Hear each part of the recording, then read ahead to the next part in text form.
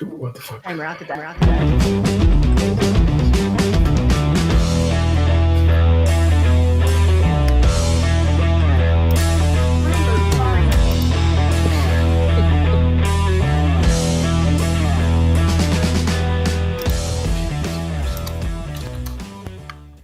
Well, hello, everybody. Welcome to the show. Today, we're going to be breaking the fourth wall. We all realize we're not actual real humans. We're just stuck in a simulation. So we shall be talking to the universe in such tones. All right, everybody. You can't. You got to break the fourth wall. You're an animated character, and you're going to be talking to the world as such. I'm too tired to break the fourth wall. Yeah. That's good. Yeah. That's good. I am tired as well.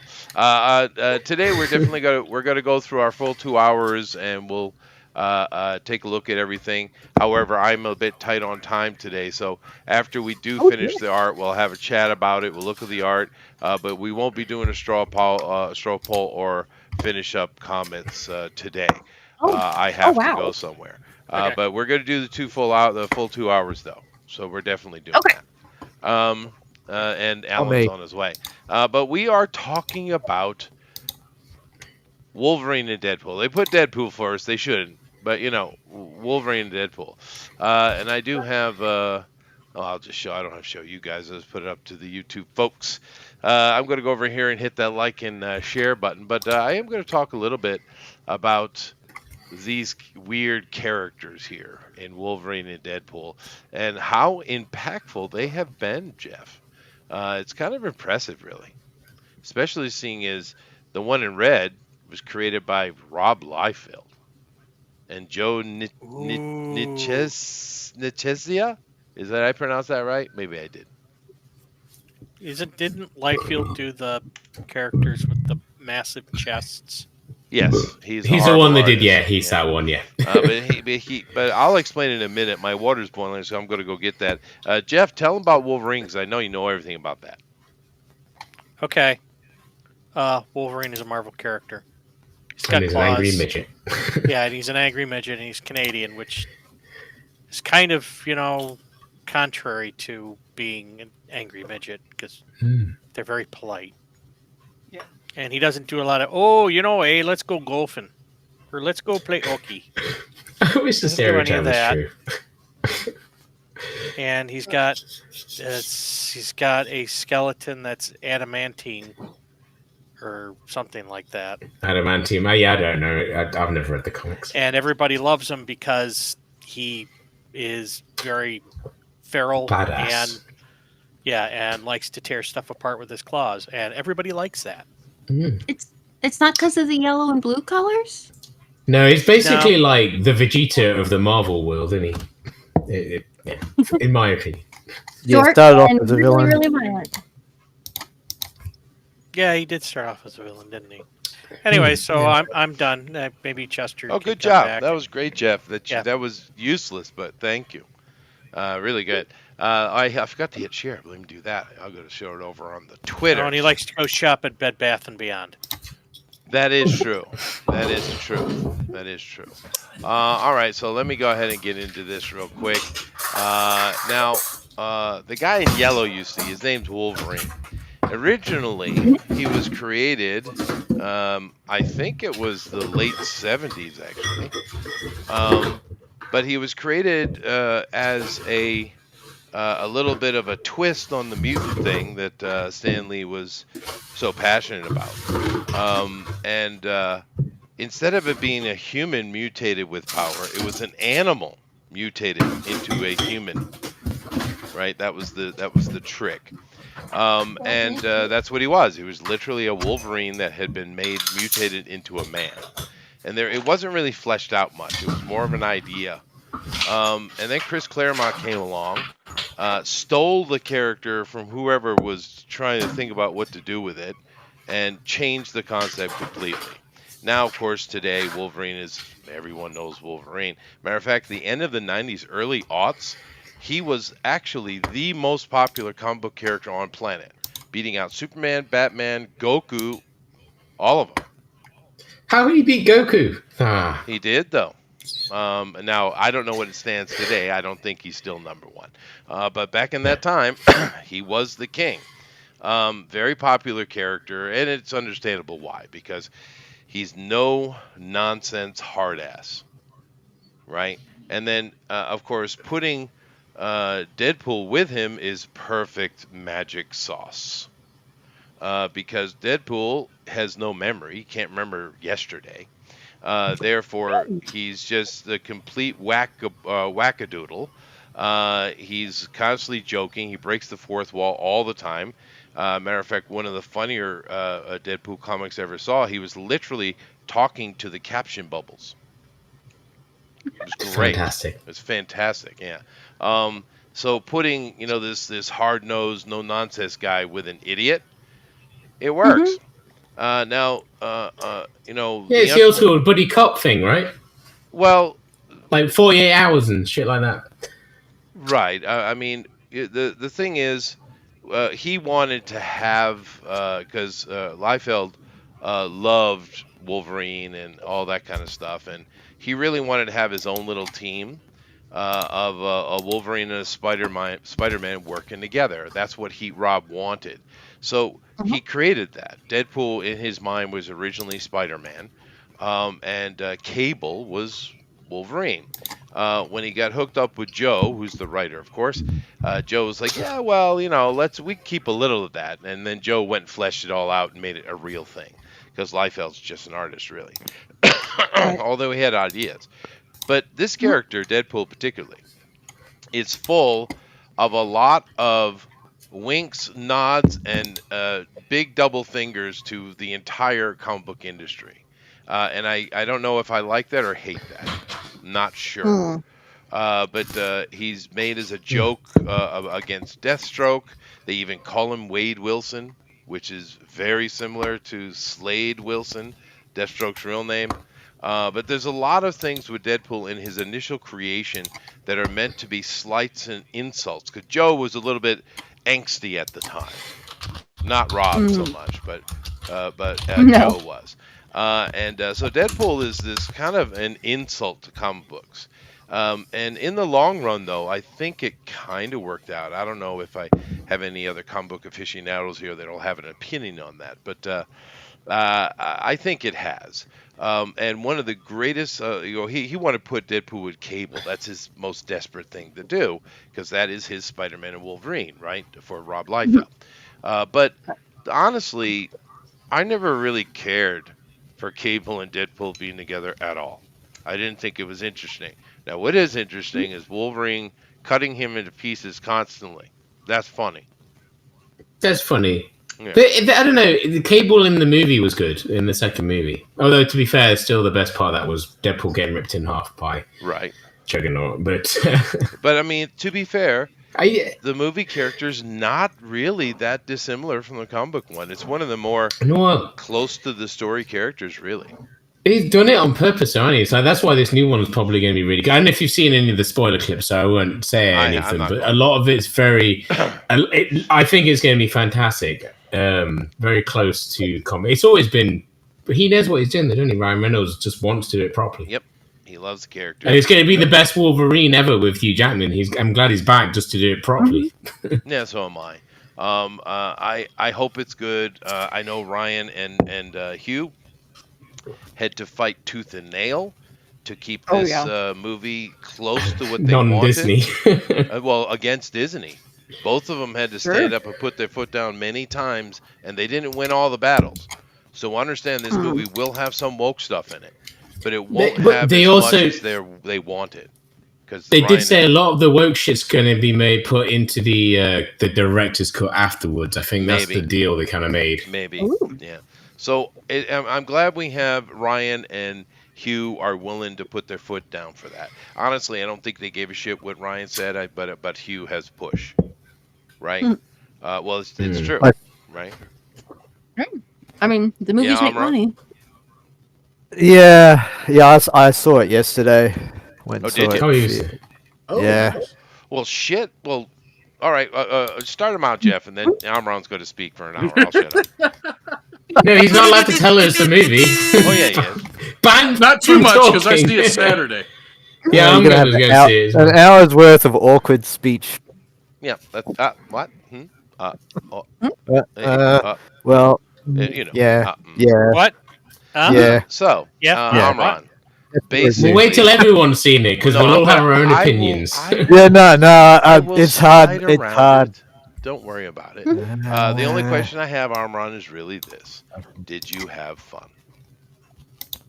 Yeah, it is. It's a fun movie. Well, there you go. Did you have The only popcorn? other one I want to see is Alien Romulus. The last trailer that came out and made me go, God, I want to see that movie. It Maybe. looks so good.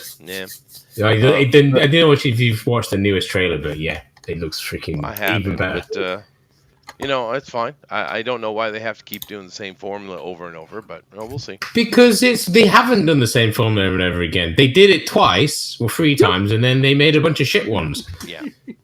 Though Yeah, I cool. don't think it'll save the MCU. Oh no, I don't think it no will. one- I don't think anything can save that, No. can it?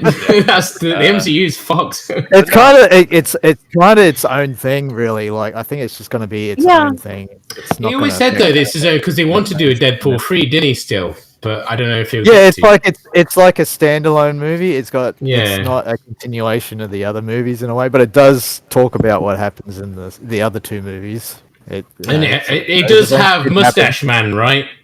He's in it. Yeah, Good. yeah, a lot of that's Peter. All that's all that Well, I'm matters. not- Peter has to be in it. no, he's not in that much, but yeah, he has some. He Enough. has some scenes. Yeah, he has enough scenes in it. Yeah. Did the Vanisher return? He died. They all died. Although Peter died as well, technically, I suppose. I won't spoil it, but some of those who died in that initial drop. It is a time thing, right? So they can get away with anything, I suppose. They can. And like I say, I've seen some clips of things as well. It's like, yeah, don't no one say anything because people haven't seen it yet. I think some of that the things is are true, really good. Doug. Super just- cow yeah, from but Cow and just like- Chicken ain't bad either. I agree. Oh, have we started drawing yet? We haven't, have we? Yeah, you have. Go. Yeah, What? We have. yeah, go. I am on a I'll tight use this schedule. from now. But Amron, I'm glad you said you enjoyed it, but you seem hesitant. Yeah. Why are you hesitant? I'm always like that. Oh, okay. I'm Was it always. fun? I always sound hesitant with anything. Why? Can't you I hear don't the know. anxiety in the man's voice day in and day out? That's true. Why do you have anxiety? How'd you know? Yeah, but why? How'd you guess that? I don't know. I don't understand anxiety. I don't know. What does it look like? Yeah, I don't know. you should just not do that. It's a Gen Z thing. He's not that young. No, I'm not. I think he's closer to me and you than he is to Rabbit and Andrew. Oh, I don't think he's that old. I'd say Amron is near around 40. I would say 32. Huh. How old do you think I am? I think Thank you're you. near around 40 I'll and take that as a- 32, 34. So, Amron, how old are you? 49.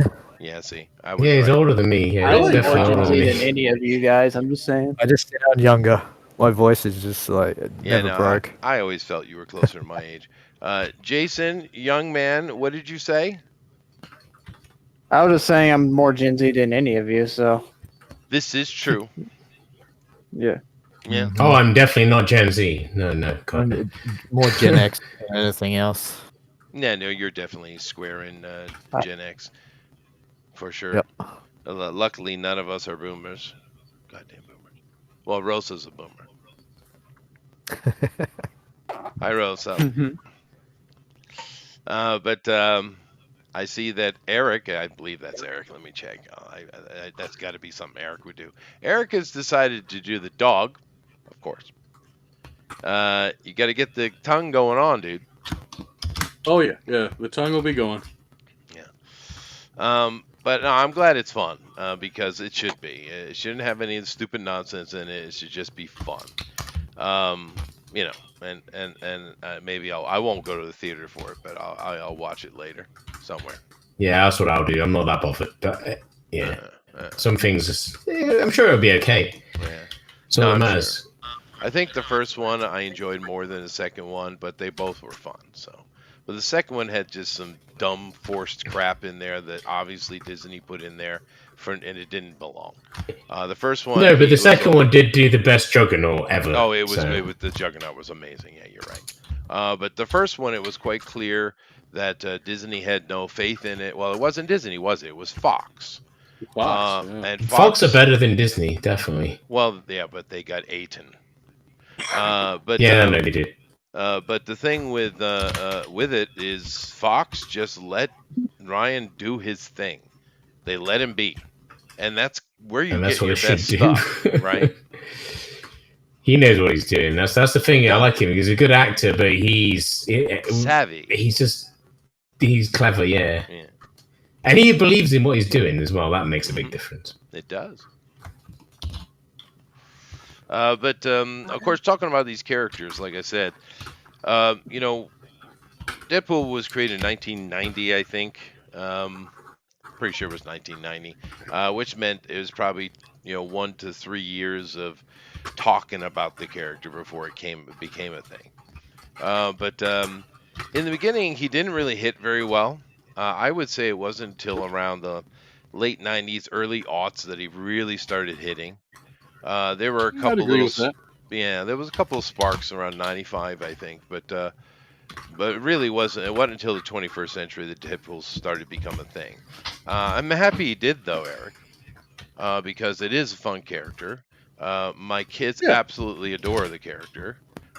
There was an animated movie, I can't remember the name of it, but in there's a scene where people are slicing and dicing on him. He's going through a hallway, he's shooting, and his arm gets cut off, which he cares little of, but his gun gets cut in half.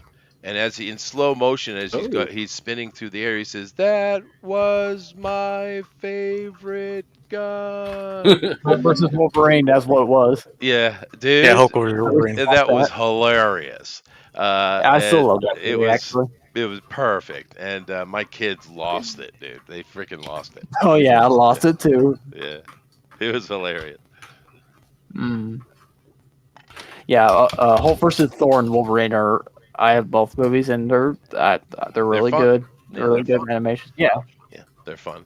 But Wolverine is a perfect foil to Deadpool.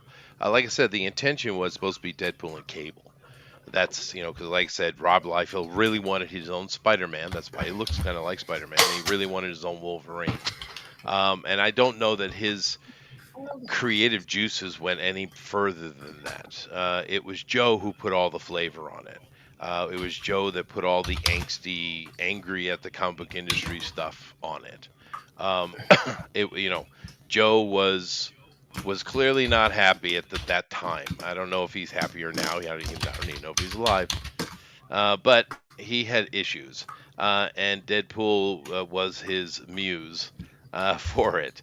But in the end, I think it's great. And when Ryan Reynolds does a commercial, literally insulting Disney, that is perfect Deadpool. It really is spot on. Oh, it really is. Yeah. Well, yeah.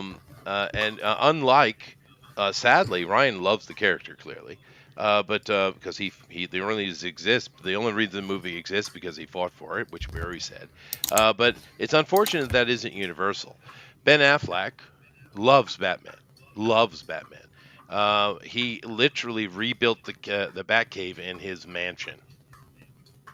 So he loves Batman, but boy, did he suck at it. I thought it was good as Batman, to be fair, but I know you lot don't like Zack Snyder movies, but I thought it was the best. Well, not the best Batman, obviously. Best Batman's what's his face? Adam West. No, fuck him, he's shit. Michael Keaton. No, not Michael Keaton. He's like the second best Batman.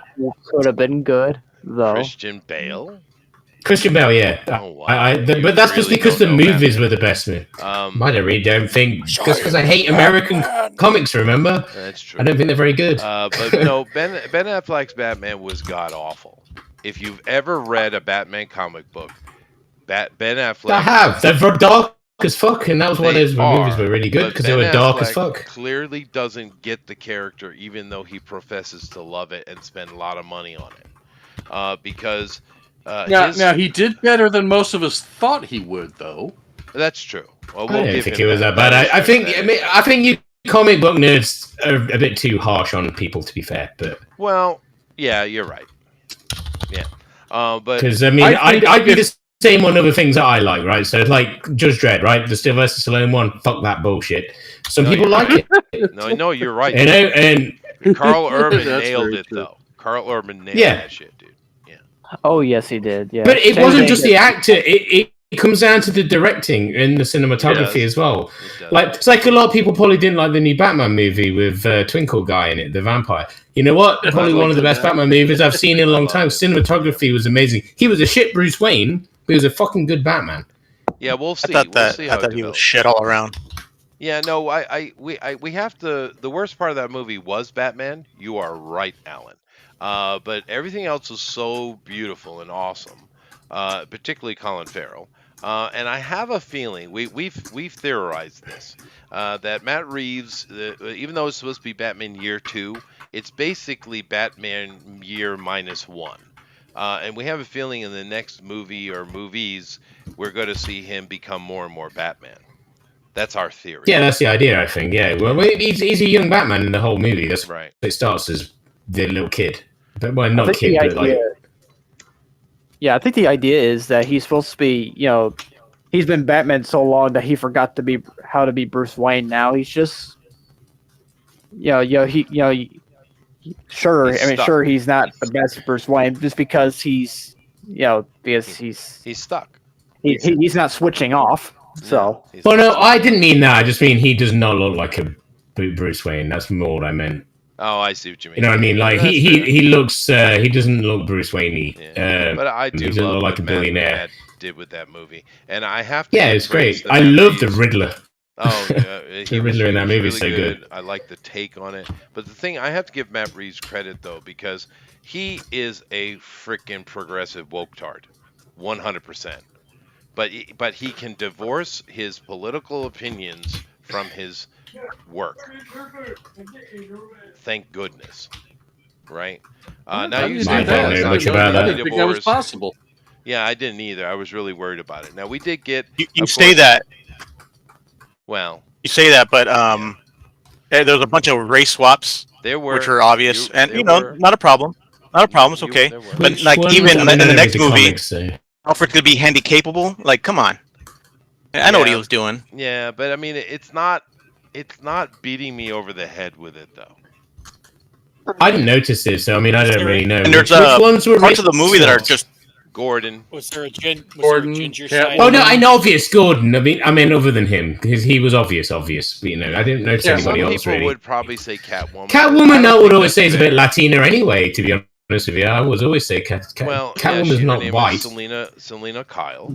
But she's been race she's swapped been black before. several To be times. fair. Yeah, on the old 66 show Yeah, twice. yeah. Eartha Kitt.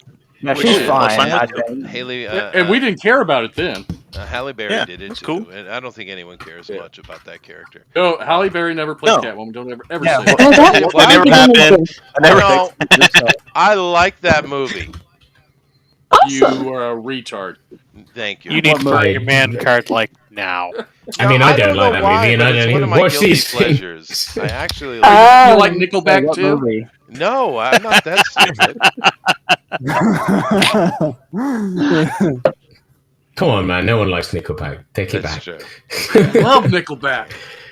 Did Deadpool do a skit on like Nickelback and like look for what everybody says about giving him a hard time? He sold a lot of albums. He probably. I'm trying to remember which. That was some Well- billboards. Yeah, The Deadpool PG-13 Deadpool PG-13 edition special. It's like releasing Christmas, and they did all kinds of really cheerful, silly stuff between like commercial breaks. I was like the Deadpool one when he steals the kid from Princess Bride. That was amazing. Oh. That's my favorite Deadpool thing ever. The Deadpool Christmas one. I'm sure you've all seen it, right? no, it's not. Is that the same one he does? The Deadpool Bob Ross. Is that the same one, or is that something different? No, I that's, can't remember. He completely steals well, the whole Princess Bride thing. But it's so fucking funny. you got to understand. If you've not seen that, please go watch it. It is great. But the thing with Deadpool is his mutation is a level of regeneration that is actually better than Wolverine's, because Wolverine's adamantium skeleton and that is hindering him, right? Where Deadpool doesn't have that problem. So his regeneration technically is better than Logan's. But the regeneration is so effective that it's constantly rewriting his code. And when he got the ability, because I don't even think he's, I don't remember if he's technically a mutant or not. I don't think they've really let that out. Matter of fact, technically, from base canon, we're not even sure if his name is even Wade Wilson, right? Because he has no memory. You remember that movie Memento? Yes. Yeah. This is Deadpool, right? Well, all the Weapon X guys have false memories. They do. That is true. But his mutation is actually causing trouble for him, and he has hallucinations and stuff. Like some of my favorite Deadpool stuff is when he's talking to his imaginary zombie Tyrannosaurus Rex friend. It's stupid. That's some imagination. And it's funny. You know, maybe I came in too late, but did you mention that what Wade Wilson is a joke of, though? Slade Wilson, of course. Yeah. I already talked about where Joe he's some Mexican name. But Joe, I just call him Joe. It's pronounced Jose. No, it's Joe. But Joe was really kind of not happy with the comic book industry at that time when he was hooked up with Rob Liefeld, and they greenlit that. And yeah, he's got a lot of double fingers to the industry in Deadpool. That's true. But in the long run, it's funny though. What was that, Amy? Did he just not like the seriousness of it, or did he think it did? I don't know. Someone probably knows. Go find a nerd. But you know, I'm sure they know all the detail. But he was probably maybe he got cheated out of a deal, or they didn't pay him enough money, or who knows. But he was that was the age of the that was the age of the comic book diva. Yeah, that's true. And this is in the late 80s. Yeah, 80s, 90s, especially like after the Image, when all those guys before Image even started, all those guys were already huge. Yeah, that was later. You know, but yeah, true. But you go to Comic-Con, San Diego Comic-Con, those guys were always mobbed. Oh yeah. So they thought they were celebrities, you know. Well, they told us they were a lot. Yeah. Yeah. That still happens. He's great. Some of those old ones still think they are celebrities. It's a bit weird. They're just drawers. I don't get it. Not, you know, the thing is, they're not artists. You know, the comic drawer. You know, they're not bad artists, but they're not artists. You know. Well, you know. Yeah, but I mean, you know what I mean. I'm not having to go at you guys, but they're not artists. Not in that respect. Keep in mind there was a little bit of angst coming out of Rob Liefeld too, which is interesting because McFarlane and I can't remember who the other guy was offhand, but McFarlane and one of the other Image guys, they were sitting around a table and they were having a chat and they were talking about, this is before they made Image, all of this Deadpool, all this stuff happened before that. And they were talking about how much they love to do Spider-Man. Oh, it's so easy. You just do it oval and two giant eyes and you're in and you're out, right? They were going on and on about it. And Rob is a horrible artist, right? I don't know how he got hired. I've never understood this. It's Picasso. You gotta look for the art. Yeah, Picasso sucks. He's like really young, right? I mean, I'm not going to say anything, but I kind of agree with Chester on that. Well, see, here's the thing about Picasso, okay? Picasso was a very mediocre landscape artist, is what he was. He was mediocre. I'd say that he found his thing. That's what he was. Well, no, what he did was he took his damn shirt off and he started swinging his member around and having sex with young hotties. And then he started, taking drugs and getting drunk, and he drew something. And they said, "Man, that's deep, bro." And that's where Picasso comes from. There you go. I mean, that's kind of cool, to be fair. It's like the rock star of painting. A little bit. He was. He was for me in my mind. He's Zorba the Greek on meth.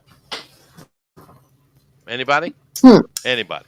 I have a question for the people in here that can draw. How the fuck do you Like draw Gallagher? Wolverine's claws at a perspective that I'm trying to draw? Because it's not fucking easy. That's one of the life's mysteries. You need to I need make to find a reference. I can help. Because that doesn't look right. The knuckle area that you're knuckling it, you need to bring that up further and then hook the end of the claws. Yeah, but all the reference I'm saying look very different from each other. Yeah, no, I'm telling you. I've read. You know what? I'm gonna draw the hand first. Wolverine comics. There you go. So you know. I do. You're gonna fuck that up. It's like the Rob Liefeld. So, same challenge as like drawing an arrow. Yeah, that makes sense. Oh, yeah. That holds true. But the way that he looks with his initial proposal to Joe had a lot to do with that conversation, and he was like, well, fine, I'll do something easy too. And that's where the Deadpool idea came from. And then he went to Joe, and Joe liked the idea, and then Joe put, the entire character of Deadpool was created by Joe. The aesthetic was created by Rob, which makes sense, right? Artist, writer, right? But I think in the long run, the Deadpool character is, I'm glad we have it, is my point. Because it's irreverent, and look how many people try to copy it now. There's so many people since then that have tried to copy that concept. To be fair, I know someone screaming at me from the nether and saying, but Chester, what about Ambush Bug? You are right. Chester, what about Ambush Bug? You're right, Jeff. You are right. That's what they're trying to make Harley Quinn into. It's their Deadpool. Why? Speaking of Harley Quinn, did anybody actually end up watching the? Did anyone end up watching the anime Isekai thing? No, I'm not big into lesbians, really. No one knows anything about lesbians. So what about Ambush Bug? Oh, it's a DC character that was created long before Deadpool was. He has the ability to teleport, thus Ambush Bug. Other than that, he's pretty useless. But he doesn't stop talking. He breaks the fourth wall constantly. This is way, way back. But honestly, I think the first character I saw to break the fourth wall was Mr. Mixaplex, I think. But it makes sense for him to do it. But anyway, yeah, because it's right. But Ambush Bug would do that all the time, and he's died many times because he's kind of useless, right? Mm-hmm. He's not like Deadpool who has the regeneration. That's the Wolverine touch on it, right? But he dies all the time. The problem is when he dies one time and he goes to hell, and he's so damn annoying that the devil kicks him out. He dies another time, goes to heaven. He's so damn annoying, God kicks him out. He's been banned from both places. Therefore, he is a true immortal.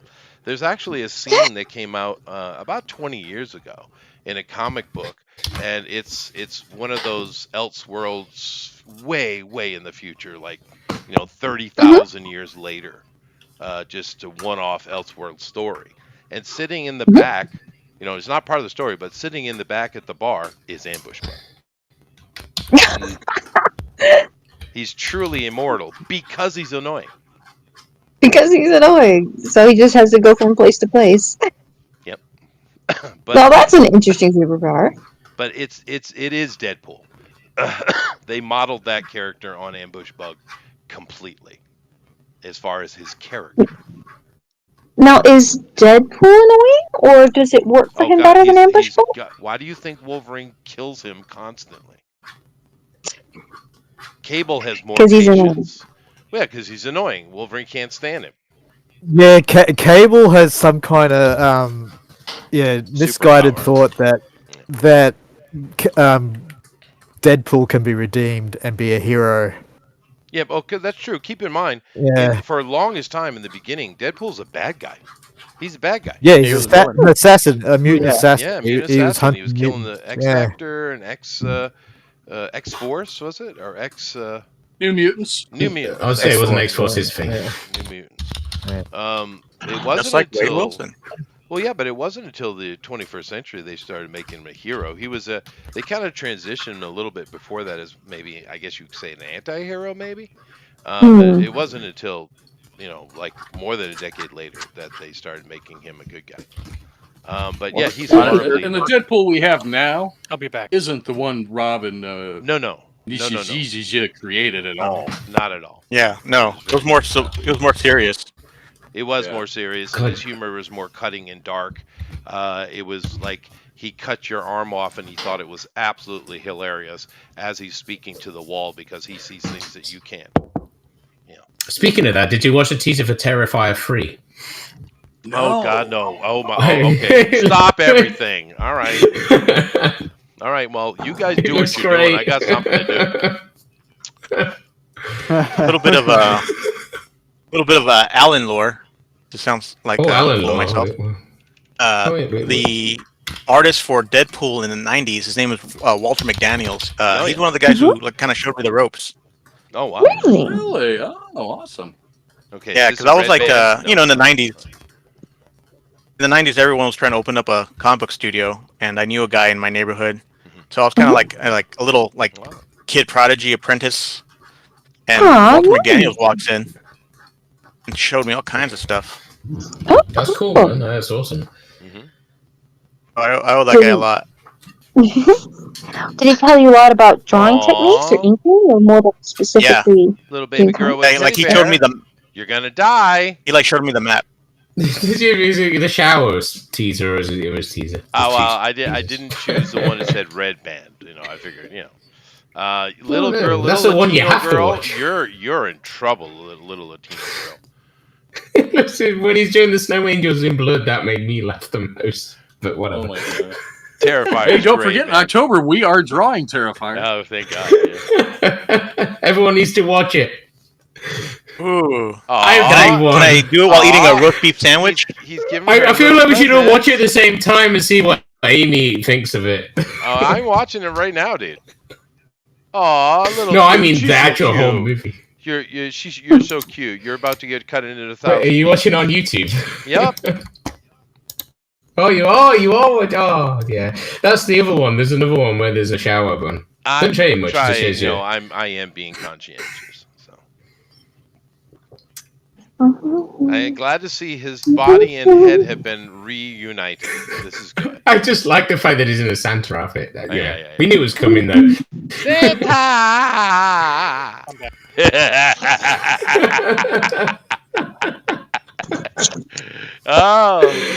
It's nice to have a horror villain that's new. It is, dude. Well, hey, Leone decided to start putting his name on it. Good for you, dude. Yeah, good for you. Yeah, the kids. All right, he's eating pieces of the kid instead of cookies with his mouth. Good job, Art. Good job. Yeah. Good times. Good times. If you haven't seen Terrifier and your names are not Amy or Honey, go do so. I mean, it doesn't matter for them to watch. It's not real. No. We shan't be doing that. Knock it off. It's pretty rough, though. It's excessively rough. It's wonderful, though, because it is some of the bloodiest, goriest stuff you'll ever see, but at the same time, it's fully tongue-in-cheek.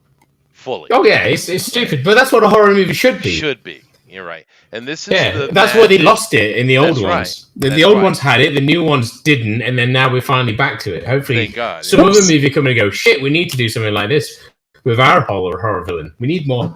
We need more freaking Freddy Kruegers and Jason Voorhees. We need more of this shit. Well, Art is the new Freddy, right? But even Jason, you don't take it seriously because it's done. Because he teleports everywhere. Yeah, hell yeah. Well, except for the first one. The first one's more of a proper horror movie. Then after that, it's different. You're right. What was your question, Amy? I felt one coming. I guess I was trying to figure out what kind of coloring I should do with the character I have. I've got a purple lineup. I'm not sure if I should move over to like a gray or a black, or if I should just use more pastel blues for the shading. All right. So Well, you have Deadpool riding a unicorn, which is perfect because he's delusional. He sees illusions. He's has hallucinations all the time. He's insane. So you draw Deadpool and his little red and black with his white eyeballs, and then you make the unicorn as rainbow as possible. okay. Yeah. That I can. Yeah. I do believe there Yeah. is a scene in one of the panels where he is riding a rainbow unicorn. I'm pretty sure I've seen that. He's literally. My dad has a pajama pants with him riding a unicorn. So yeah. Yeah. Really? I'm pretty sure I've seen that image. But yeah, no, it should be as colorful and over the top as possible. Okay, so you can't overdo it. It's like the bit in the movie, isn't it, when he gets stabbed in the head and he sees all those little animals. Right. That always made me laugh. Right. Yeah. Now Ryan gets it. I mean, he understands the character. Hugh Jackman 100%. didn't know anything about the character of Wolverine, but he went out and did his due diligence, and he got it, and he loved it. He appreciates it, and that's the thing. That's why we love Hugh, right? Because he bit down on the rain and gave us his best effort, and he has pure love for the character that gave him fame, even though he had to eat skinless chicken and broccoli for frickin' 20 years. Oh my gosh, that's not. I mean, chicken and He owes broccoli. everything to the Yeah, character, and not only he that. said so himself. No, he did. Yeah. I mean, that's sacrifice. He sacrificed for us. Pure love from Hugh Jackman. Whereas then you can juxtapose that to that nasty creature called Jennifer Lawrence, who absolutely tries to distance herself from anything that made her famous because it's so nerdy, stupid nerds. God. Well, she was the first female action film star, so she's allowed to say that. That's true. Yeah. She was the first everything because she's awesome and better than we are. That's true. That is Yes, yes, she is God compared to us. Apparently. Similar thing happened with the character Trevor in Grand Theft Auto. The actor, he hates it. He hates the popularity he got from playing the character Trevor in Grand Theft Auto 5. Which is incredibly petty and stupid, and that's why we should all revere Hugh Jackman. Because keep in mind, he's even on that cameo thing where you can actually pay like a celebrity to do a video message for you, and he's done a few where people have asked him to like do something in Trevor's voice or something, and he just goes into a tirade about how much he hates the character and that he needs to grow up. Stupid. Yeah, unfortunately, there are people like this that have no appreciation for where they came from. And keep in mind, the thing I want to mention with Hugh is his favorite thing, his most joyous thing to do is sing Broadway. Yeah, he's good at it as well. He's great at it. That's his shtick. He took a job. He's super professional, and he put all his heart and love into a character, and he appreciates what it gave him, even though it's not his thing. Right? I remember hearing on an interview that apparently there was a band in Australia called the X-Men, and he thought he was auditioning for the role of the lead singer. That makes a lot or the of sense, guitar player. actually. Yeah, the Uncanny X-Men. They were called the Uncanny X-Men. Oh, okay. Oh, there you go.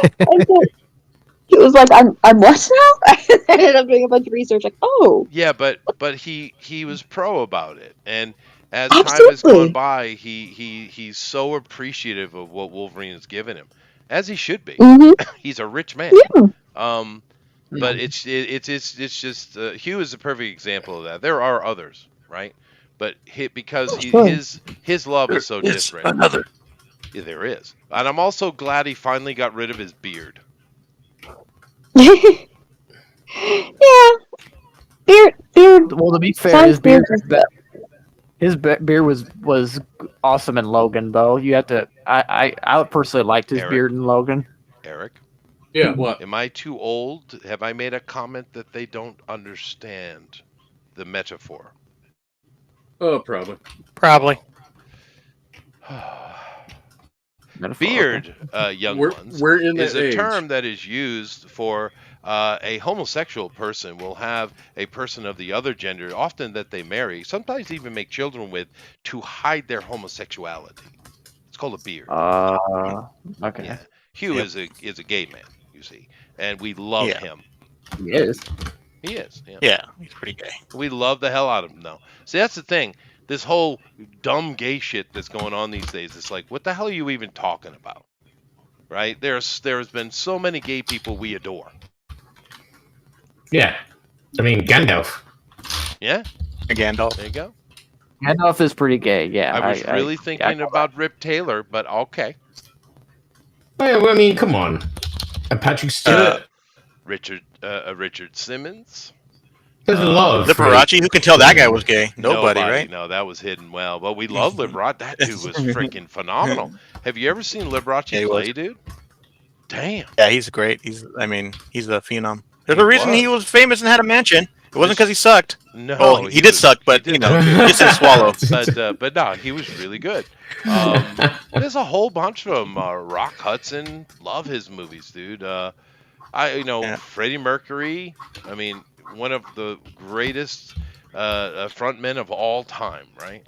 I would say the greatest. What's the? I wouldn't argue with you. What's your consensus on Prince? Prince, cool. he's probably like Freddie, but less presenting. I guess he was. What do they call them? What's that word that I don't agree exists, Eric? Bisexual. Yeah, that one. Although they use some poly something these days. They don't use that word anymore. If he was a prostitute, would it be buy and sell?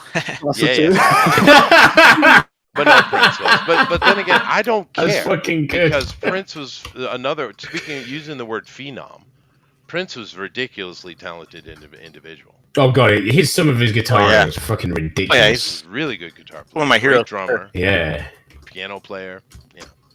He's great at a lot of things, but some of his guitar, that shit was amazing. Yep. I will say something controversial. You can say, just be cool, you know. Well, that's a great song, yeah. But no, I'll say something controversial. I would take Prince any day over Michael Jackson. Really? I've never really been a Michael Jackson fan, to be fair. No, I've never been a Michael Jackson fan. He's okay. I mean, he's a good singer, obviously. Superior in every way. I would say Prince is a lot better showman than Michael Jackson, because Michael Jackson's had a lot of weirdness. True, and I've seen them both in concert. Keep this in mind. I've seen them both live.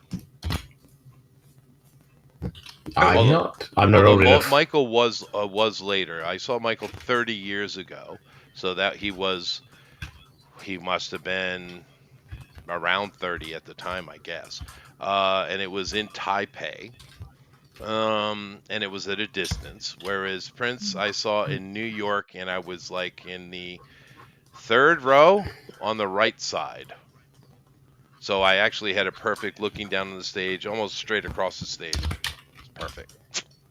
I mean, they're both iconic, obviously, so... No pun intended, but Michael Jackson's music's more for kids. But it is. It's like more sophomoric. It is more sophomoric. You're right. You know, you guys are going to think this. I've seen tons of concerts, right? Especially when I was younger. I've been in many. But the best concert I ever saw in my life, you would never guess what it is. Anybody want to guess? Tom Jones. Well, no, you just told us we can't guess. Tom Jones. They might be giants? Dude, no, God, no, go away. Tom Jones, he doesn't get the love he deserves, I'll tell you that. Tom Jones is loved over here, man. He is, but Tom Jones is spectacular, dude. Yeah, his voice is ridiculous. Yeah. No, the best concert I ever saw was 7th row, back, stage center, Earth, Wind, and Fire. Oh, I believe that. I wouldn't have guessed that though. Dude, those guys. I wouldn't have guessed that. The musically, definitely I can't think the best one. What's the best thing I've ever seen? No, you're making me think now. That's hard. Black Sabbath were amazing. original Black lineup. Sabbath. I didn't get to see him with Ozzy. I saw Ozzy separate. I saw them. I saw them in '98, so obviously they were older. But I saw he played like a double show with the original like Black Sabbath, and then played Ozzy Osbourne afterwards with his second band. That was fucking amazing. Actually, thinking about it, it's probably the best one I've seen. Although Marilyn Manson on his first tour was amazing too. So. Oh no, Marilyn Manson was a good showman. Yeah. I've seen Gore live a few times. They put that's on good. an unforgettable experience. I bet you they do. Yeah, I can imagine I've that's seen good. a lot of videos. I've never seen them live. They look great. Yeah. Gore. I always have them. a great time at a Gore show. Now here's a deep cut for you older fellows. Amazing band to see live. Killer Dwarves. Anybody? Anybody? Killer Dwarves. Killer Dwarves. That's a funny name. Well, he said Gore. Kind of something I They're should very know. similar to Gore. Gore. I always remember that when I first Great heard name. of Gore was when I watched Empire Records. That's when I first heard of them. Right. Do you remember that movie? Oh, they're good fun though. I've never seen them live, but I've seen a lot of videos. Those guys are fun. Alice Cooper did it. Gore is still good, yeah. I mean, can anyone debunk that? I put this all on Alice. Alice came out doing theater rock, and I mean, everyone's been copying ever since.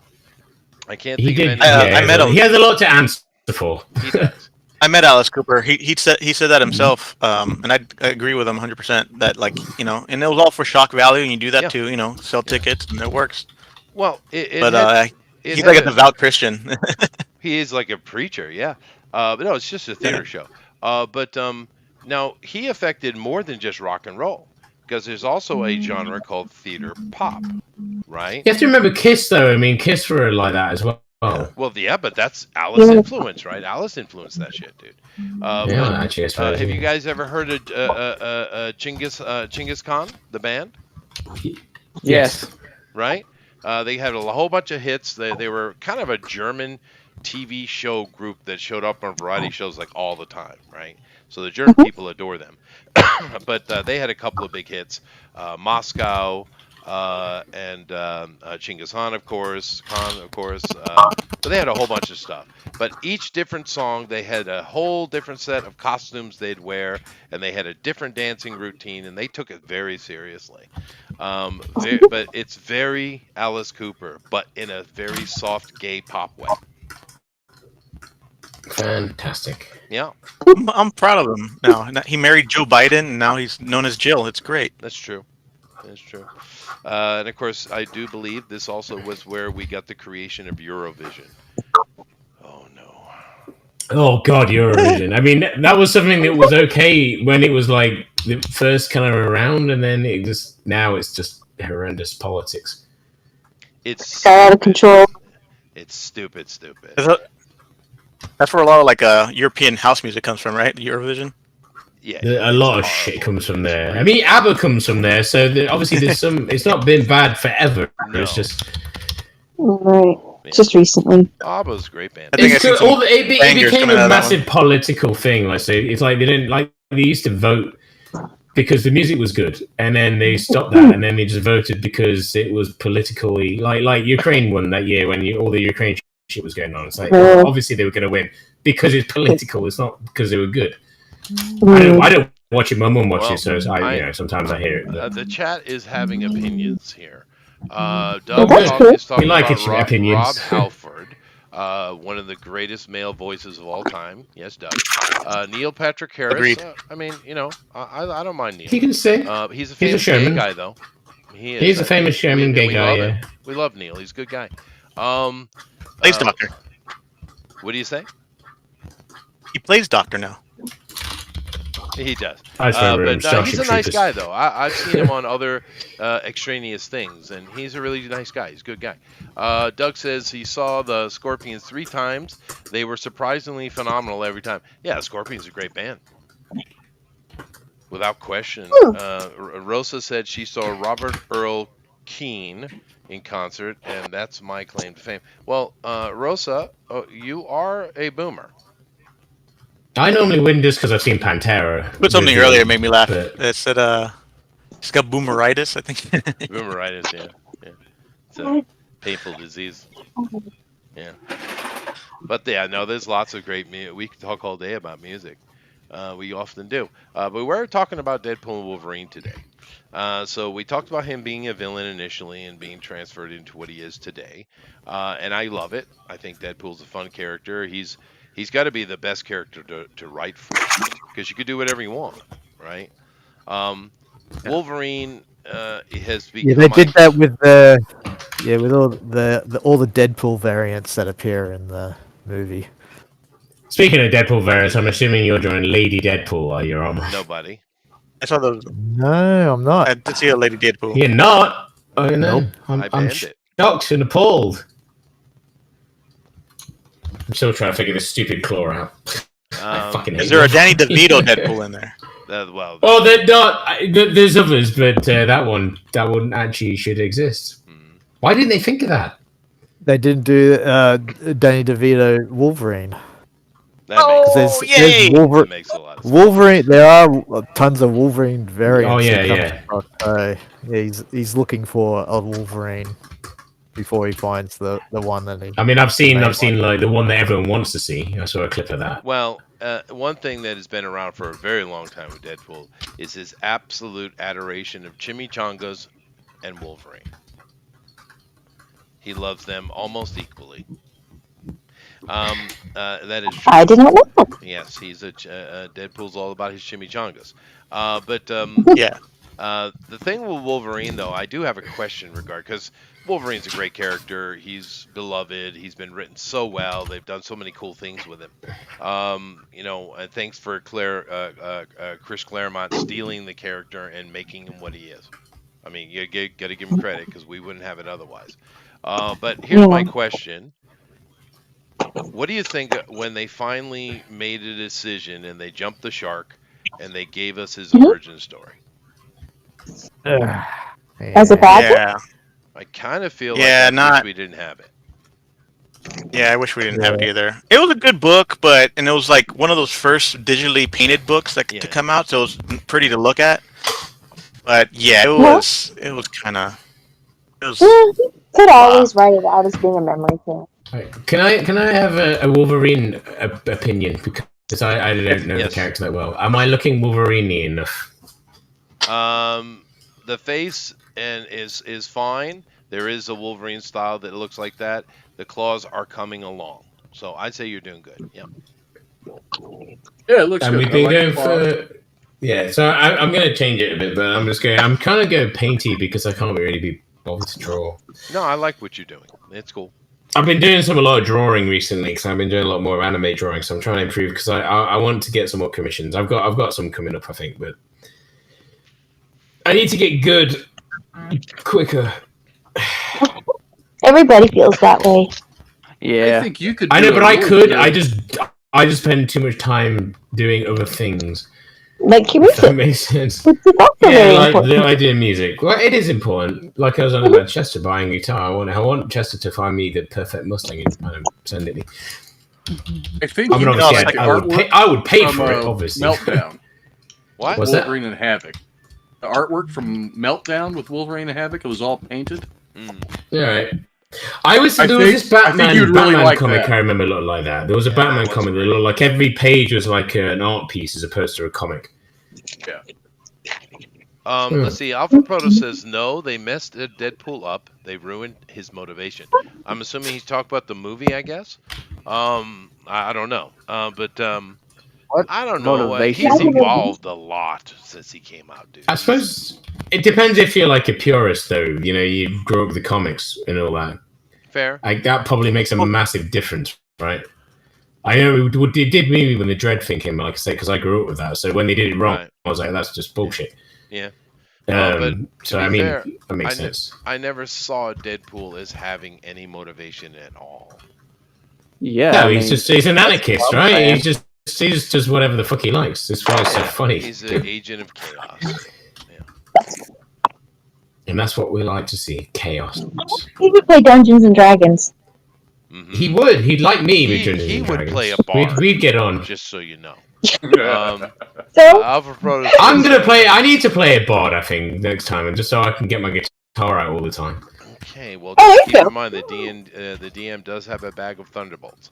Alpha Proto continues. He says they gave his origin story in the comics because they wanted to do it before the movie did. That's probably true. I agree with that, Alpha. I talk about Logan now. I'm talking about the character. I have all the comics appearances up to 2014. Nice, dude. At that point, I couldn't take it anymore. So maybe he's talking about Wolverine. Okay, I'm sorry, I misunderstood. He's talking about Wolverine because I asked that question. Oh. Yeah, no, I kind of agree. I with Wolverine, I would have rather not had the origin of it. It's kind of like Joker. I don't need to know who he is. No, that's true. I do agree with that. That's the whole point of Joker. He's supposed to be mysterious. Batman doesn't really even know who he is. Yeah, but they've recently tried to put an origin on him a couple times, dude. I read. It works sometimes. I think. Oh, Deadpool. Oh, I didn't know that Deadpool had an origin story. They used to do Batman where a few years ago, where that Batman knows who Joker is, but he never mentions it. It's like. I mean, that would make sense. So it would make sense. Batman knows everything, and this is why I said Ben Affleck played a bad Batman, because one, Batman knows everything. That's his superpower. He's prepared. He's a Boy Scout, right? In that regard. But also the thing that Ben Affleck screwed up with Batman is this: Batman does not get angry. Batman never gets angry. I mean, I think everybody who's played him in the movies always had an angry moment, so I don't think that's true. But I mean, I don't know, but maybe what about the time when he turns into Dracula and kills the Joker in that comic? I've read that one. You talk about Batman vs. Dracula. No, I'm talking about Batman vs. Dracula. It's a DC comic. I've read it. It's an old one. It's like from the 90s. Well, that doesn't count. He literally goes out and kills the Joker. But I know what Chester's saying is that because Batman's like super stoic. Very stoic. Yeah, Batman's like he's read Marcus Aurelius. He didn't go through the footnotes. He read it. No, he read it. What about Judgment on Gotham when he fights Judge Dredd? He gets very angry in that. Elseworlds don't count. They're Elseworlds for a reason. I did interrupt somebody. I prefer them. They're my favorite ones. Well, that's fine. They're the ones I read. I did interrupt somebody. Who was that? And go ahead. No. Somebody. It was either Alan or Omron. I interrupted somebody. Yeah, I mean, I'm quiet the whole time. We do have a two-banana mic with us, though. Oh, he said he was going to turn up. That's awesome. Yep. Hello, everybody. Hey, what's up, dude? Hello. We're doing. Feel free to tell us all we're doing things wrong if you know the comic better. We're doing Deadpool I'm sorry. and Wolverine. Yes. Yeah. So, and just currently the getting conversation set up. Oh, absolutely. Currently the conversation is this. But I'm sorry. Go ahead, Chester. Well, we're talking about Wolverine at this moment, and we're asked. The question on the table is this: do you appreciate the origin story they shoved down our throat for Wolverine or not? And I didn't couch the question, I swear. Yeah, my jokes aren't hitting today, Eric. People are, I think I need to tone it down to like. I appreciate the story. I really enjoyed the story. Did it need to be told? No. No. I feel like it's probably one of those you cut out, things. Chester. What was that? What are we talking about? Batman versus Superman? No. Stop it, Mike. No. We're not doing that. No, Wolverine. Sorry, I didn't mean to talk over everybody. No, that's all right. Are we talking about Batman versus Superman? No, we're not. We're talking about Wolverine, and we're talking about the origin story that they forced on us with him. Do you appreciate it or not? Okay. Well. Oh, the Hugh Jackman Wolverine? No, the comic book. Oh, I was always a DC guy. Oh, okay. Boy, that's Marvel. Okay. Yeah, that's okay. My Marvel stuff was limited. I always liked the idea of Marvel's characters. I never liked their pity parties and their self-loathing. So that's who's why your I favorite couldn't DC get into character it. then? Hands down, Superman. Oh, you and I can be friends. Awesome. Because that's the right answer. Oh, see, mine was always Batman because Superman always seemed like a bit of a bitch to me, but that's because he was a. My children's choice is Batman, but not because of Batman, but because they love the Joker. And I told them, "You're not my children. Your mother made you with the milkman," and I kicked them out.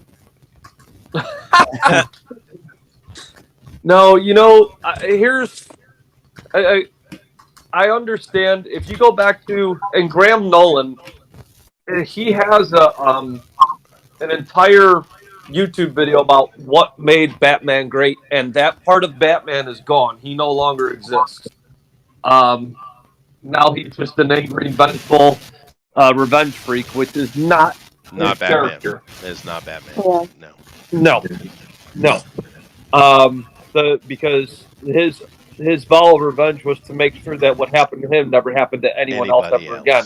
That's right. So the problem is, the past decade or more, we have had people that are DEI hires within everything, including our comic book world, and they don't do any research. Yes. That's the one thing about progressives, these liberals.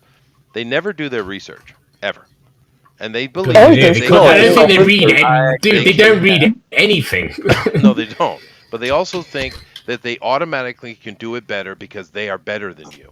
And this is the irritating thing. Well, the greatest example of that was those morons over at Amazon spending $1 billion. Lord of the Rings. They could write Tolkien. Oh my god, that made me so much angry than anything in the world. It was ridiculous. Literally voted the greatest writer of the 20th century, the century which had more writing combined many times over than the entirety of human history.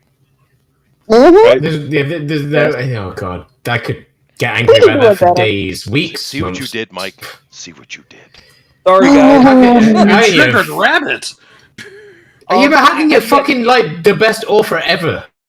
He invented fantasy. I mean, seriously, how can you write better than that? Yeah. You can't. It's not that I don't. So it's not that I don't like Marvel characters, guys. I do.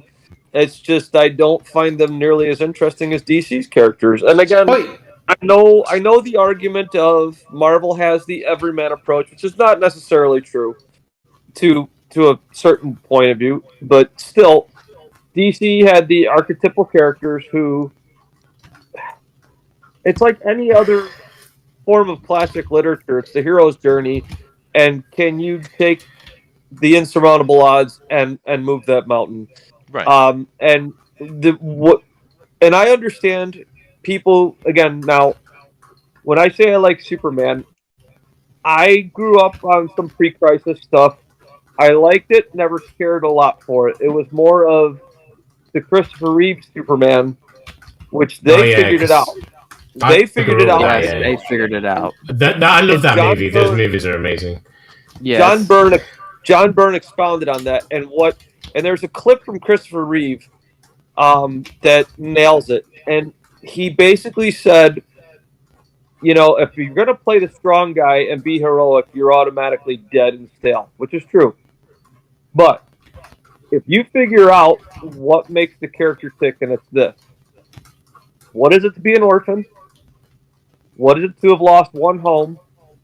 What is it to be different? What is it to be an alien? All those things are very similar as to what Bruce Wayne went through. The difference between Batman, especially today, I think the way Graham described him, if you go back and read it, the stories that Graham Nolan had talked about, his adventures are going to be far more entertaining than what they are now, without a doubt. But the difference between the Clark and Superman that we have now is Clark is the character. Clark is the man. Superman is the mask. Because he's still who he is with or without the suit. Whereas Batman's the opposite. Another show that encapsulated on that was the Dean Cain show. Take it for all the campiness that it had.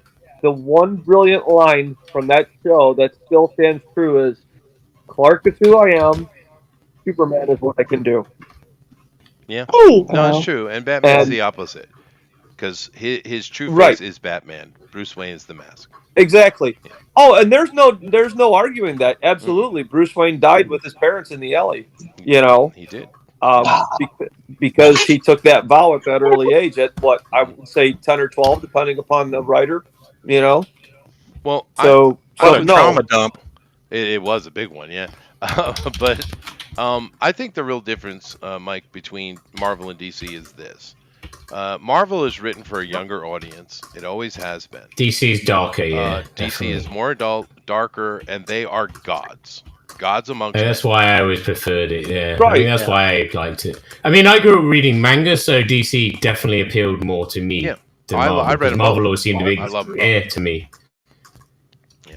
I always had comics from many different companies.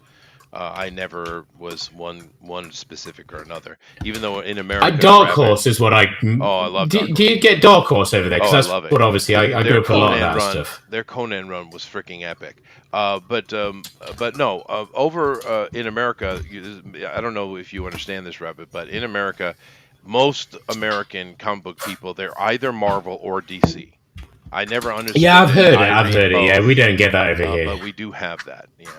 You'd think you'd be both, right? You can like something or not like something else. I actually am both. I grew up with mostly Marvel, but I actually really love Superman, and I enjoy Batman a lot. So it's kind of interesting because you lot obviously like a lot of the because you honestly did grow up with that, and you never hear you talk about other comics, by other authors so much. Like what you grew up with, I mean.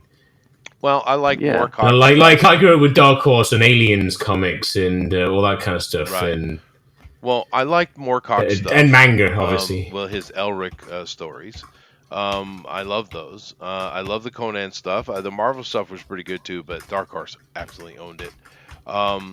Let's see. I used to read The Tick, which is from New England Comic Books. Yeah, that's it. Yeah, I grew up with that. I grew up with I grew up with the anime series, the little animation thing. I remember that as a kid. That was one of the best things to watch. There were a lot, and actually, that anime series is phenomenal. When I was a kid, also because I live very close to Canada, right? I was very lucky. My introduction to comic books was my uncle's literal sea trunk full of comic books of all types, right? And in there were a bunch of comic books from Canada. They're all defunct now, but I have quite a few Canadian comic books. Any comics from Penthouse and that thing? My friend went to Canada though, and he said they tried to not let him on the plane because he was reading a violent comic. He literally had a violent comic with him. He was reading on the plane. I didn't say they were. He said good. No, but I was just curious if that's a thing. Because if you know Canada, I mean anybody here. Well, I suppose Kim was not here. There are hat. That's about as far as we go with them. To be fair. Yeah. I just thought it was weird when he said they wouldn't let him in the country unless they took his comic off him. I was like, what the fuck? Now I will give you a little bit of comic book trivia in regards to Deadpool. They did get a certain Mr. Okay, everyone. Is everyone sitting down? I probably already seen it. I'm about to state a name that shall not be named. Everyone ready? Okay. They had Mark Waid do Deadpool there for a while. Boo. And do you know what he said after doing the book? After doing the book successfully, he said he really wished they had told him how much of a creep Deadpool was, because otherwise I wouldn't have done it. Is this guy not the most punchable person ever in the history of ever? I've never heard of the guy. Oh, he sucks. Oh, yes, you have. You know, You have, yeah. I read the first 6 issues of the new Shazam run from him. Yeah. And it had promise. It was actually going somewhere. And it ended on a do better speech. Of course it did. Mark. And I said, you know what? Do better. I go, his Superman Birthright was an absolute waste of paper. Mm-hmm. And I said, okay, I'm done with this guy, because he also was not the creator of Kingdom Come, no matter how much. No, Alex Ross was. No. But that was all Alex Ross. That's his claim to fame. Alex Stolen Valor. Yes. And after reading Superman Birthright, I said, I'm done with this guy. And then those 6 issues of Shazam had promise, and then when it ended, it could have gone in a very good direction, and he ended on a do better speech, and I said never again. Wow. A do better speech. Yeah, no. Yeah, I'm like, are you kidding me? This is another problem we have in modern comics, though. We have some characters that are really causing trouble. Gail Simone. Man, I feel sorry Mark for Waid, kids. Bendis, Tom King. Gail Simone was never a comic writer. She was one of the original online trolls who cried about women in fridges. Like, She have you did. now? Okay, Women in fridges. I've missed something. It's like somewhere, the Green Lantern reference. All right. Green Lantern. So, here, Rabbit, check this out. When Hal Jordan got axed from being Green Lantern and they turned him into a villain, they gave the ring to a lone Green Lantern called Kyle Rayner. And the cool part that everyone liked about him, he was an illustrator, okay? So here's comic book fans reading about a guy who just became a Green Lantern, but he's an artist. Cool, right? Okay, I get that. Okay, so They made now, him too OP, like dude. every hero has to have their trying moment, right?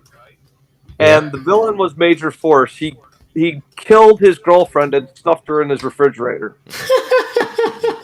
So now, all I'm going to say with this is that he was crying about that, saying that it was misogyny.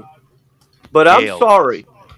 I mean, and this is how she got her foot in the door on the message boards. This is how she got into comics. Now, here's what I'm going to say. How many times do you read in the news that someone's limbs were separated from them by some psychotic killer and horrible things were done to them? Was that misogyny? Far Was too that... often. It's an Oh God, no! entire It's just genre of psychopathic YouTube. murder. Right. But again, the proposed question is it misogyny or is it evil? It's not misogyny. It's evil. It's straight evil. Call it evil, yeah. And anyone to do that, you have to be severely twisted and warped and depraved to do something like that, which is what that villain was, and that's what he did. And I'm sorry that if that's misogyny, I guess she didn't have a problem with Batman the Killing Joke, so she can go fly a kite. That's okay? right. Well, you do realize you're speaking to the choir, right? I mean, yeah, we all get it, I guess. I mean, Yeah, even but I do. Any viewers that don't know that story, now they know. Yeah. Oh no, I never heard the story, but it's just Although, stupid. May I play People are devil's stupid, man. advocate Why are for a people so second? fucking stupid? Chester, you play devil's advocate? Never. Well, maybe. He's the devil. Let me play devil's advocate for a second. I've seen her write a lot of bad stuff, but I've also seen her write a couple of good things, though. Hey, Okay, everyone I can write understand. something good. I She mean, does have anyone skill. can write something good. Okay, well then, if she's written good stories, I'll take your word for it. Because the ones I read, they were okay. I just wasn't impressed. I'm not out to knock her for that. I'm just saying the way she got into the industry with that was to me like ugh. It was A bit sour. shit. But then Ta-Nehisi Coates, would you like to start that conversation? No, I don't like prefer not activist to. writing, but like No, comic books. that's an evil son of a bitch right there. I mean, Gail is just a Mhm. petty little opportunist, is what she is. Ta-Nehisi Coates is that, but he's also straight up evil. All the race baiting and crap that he's done over the years, and the fact that he's actually worked himself through his lies into being a black authority. What? Do keep in mind, it's the same asshole that on 9/11 came out of his brownstone, he said, saw the dust coming down, knowing what happened, and was happy to be showered in the dust of burning white man flesh. Yeah, I saw that. Yep. Freaking tummies. I don't want to see anybody die. People right there. Look what you did, So- Mike. You keep Sorry. triggering everyone. Damn it, Mike. So, anyways, Wolverine and Deadpool should be fun. It should be. Armoron saw it. He said it was great. Well, he didn't say that. Cool. He said he had He fun. said it was Yeah. fun. I hope feel it's like- good. Did he say what he had for lunch? No, he hasn't. How Oh dare no, we he have to even- do that now. Well, because I have you'll to be actually going. go now because I have to go to a lunch. Oh. Oh, sweet. Oh. Is it a date? Uh, Oh, it is a date. What's her name? Oh, It's a work thing. It's a work thing. Uh-huh. mm-hmm. Mhm. And what's her Okay. name? Is she a blonde, redhead, brunette? Raven hair? Multiple Oh. people there. She's one of those rainbow girls. You could do better. She smelled like a Tasmanian devil. She might just have a crush. I have to get going anyway. So. It's fair enough. Dude. So, yeah, good. Sorry, I ruined the stream. Well, let me come over here and show you what he's doing. He's just doing a straight up Wolverine with Deadpool putting his arm on his shoulder. It's great. So Yeah, cool. like a Step Brothers. Oh, sure. okay. And what's a sweater? And you got Wolverine's height. Oh, Wolvie, because he's a little dude. He is. If that works for him. Well, and we'll see it finished at some point, I'm assuming. I'm sure we will. Thanks for coming in, though, dude. I do appreciate it. Looks great. Absolutely. Yeah, it is. Eric, zoom out. I want to see yours now. I know you're selecting a mustache or a tongue. It's a tongue. A tongue. Oh, it's one of those ugly fucker dogs. Yeah, no. Apparently, the dog. Yeah, I know. I've seen the trailer. Yeah, it's the actual ugliest dog in the world. Oh, they went and got that particular one. It's a pug. Yeah, because pugs are the ugliest dogs I've ever seen in my life. And the genetic freaks that shouldn't exist. Well, my ex had a mustache. Oh, no respect. Hey, Oh, see, Alan's got a cigar in his Wolverine. That's what I was going to do in mine. I hadn't. I decided. To me, the Marvel universe died after Joe Quesada took over. So everything else has been fan fiction since. Now you're trying to trigger people. All right. Joe Quesada. No. Yeah, once he took over, Spider-Man being it was married is a bad idea. Or is that Dan Didio? No, that was Dan Didio not wanting Superman married. All right, one of them. Maybe it was Dan Didio that basically using Mistopheles basically killed the Spider-Man Peter and Mary Jane marriage. Yeah, Quesada killed the marriage, and the Dio did not want Superman married either, which is why we got the nightmare we got. So right, and then Bendis came in and said, "Hold my beer. I'm gonna cuck Kal-El with his father." Yep. Wait, so this is all better. Is this all comic stuff? I'm assuming, right? Yes, it is. Oh, and it's our anger was in the book. what's going on. Yeah. Did you see the issue where Lois told Clark when he came back that she was banging Lex, but she wants to still be married to him? Excuse me? No, so they double. What happened to American comics, man? I thought they were like the leaders in the world. Well, they weren't. By But DEI. They've been invaded. It's been I the feel sorry shitter for you since guys. like You know how much 2012. DEI is in Judge And Dredd? before that, None. It's the activists. That's all. They're talentless. Yeah. Man, I'm glad I live in England because we didn't have that shit. You, Oh, we that's do, why but not I like went you to, do. Not in comics like you do. My Judge Dredd does not have that bullshit in it. No, you're not missing out. Oh, you work for BuzzFeed? You want to do a comic book? Yeah. Yeah. Well, basically, Mike, don't tell me these things because I don't need to know them. Well, and look where Bendis is now. I hope he's living on nothing. Sorry, but you can't destroy every property you touch. He's made his and money. call yourself a writer. Why did he do it? That's what I don't understand. Because it's like the Hollywood acting scene. It's like a lot of the movie scene and stuff as well. I like Disney. I don't understand why they think ruining everything and making less money makes sense. It's because they hate normal life. Down, right? The white White man man Oh, must bad. be knocked down. And It's more than that. They hate. Yeah, but is that families. still the thing? I mean, yeah, it doesn't make sense. I mean, I don't know anyone that it makes sense to either. Like, not That's one only- person. well, they are Does communists. anybody? They hate normal people, normal life. Yeah. They can't function normally. No. That is Yeah, true. has anyone met anybody that actually likes this, or just not ignoring Twitter and the internet? I mean, like in real life. Oh, in real life, Uh, a couple. Yeah, I don't. Yes. I mean, right. So my bassist works in a shop, and he knows some trans people and all that come in there, but none of them are like these white weirdos. You know, I'll they be just back in a are minute, normal Jeff. people. That's what's weird about it. I don't understand. I don't think There's a anyone couple likes guys this at my shit. shop that thought the stuff coming out was good, and I looked at them like, "How?" And they give just the weakest reasons as to Well, it's this and it's that, and it's always an empty reason. I mean, as well, because it's all Twitter people, right? It's all social media. Because the actual real people, like say even the trans people that I've met on my basis knows they're not like that. That's just right online weirdness. Yeah, it's a mental illness or something. There's something. It's a social media does weirdness. to some people, and they cannot handle it. The frog's gay. It was what? Turn the frog's gay. Turn the freaking frog gay. It's I really think it's the tap water.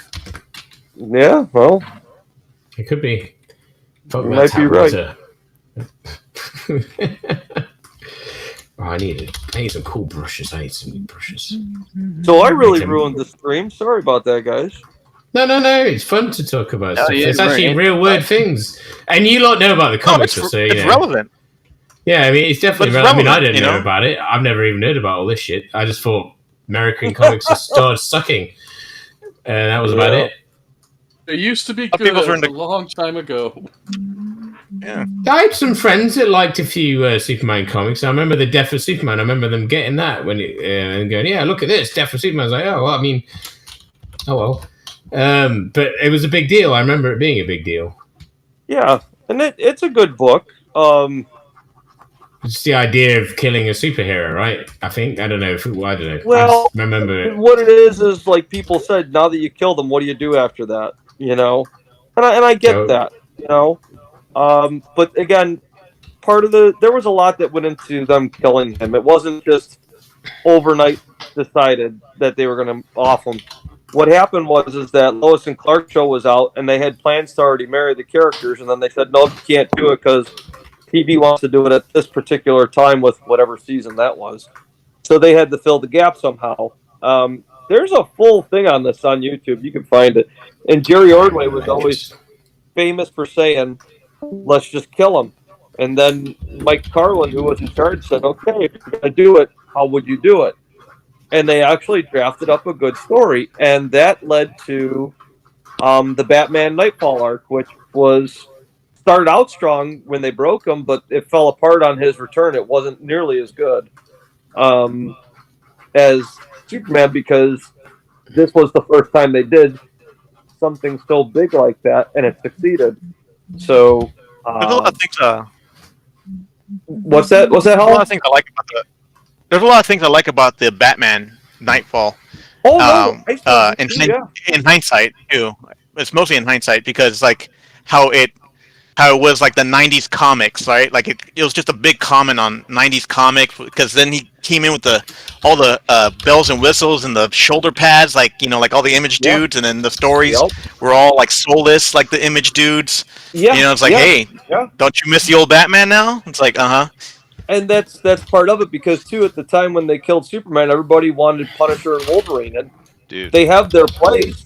But if you make Superman as careless and relentless as Punisher and Wolverine with regard to who they kill, then you lost the essence of the character. That's true.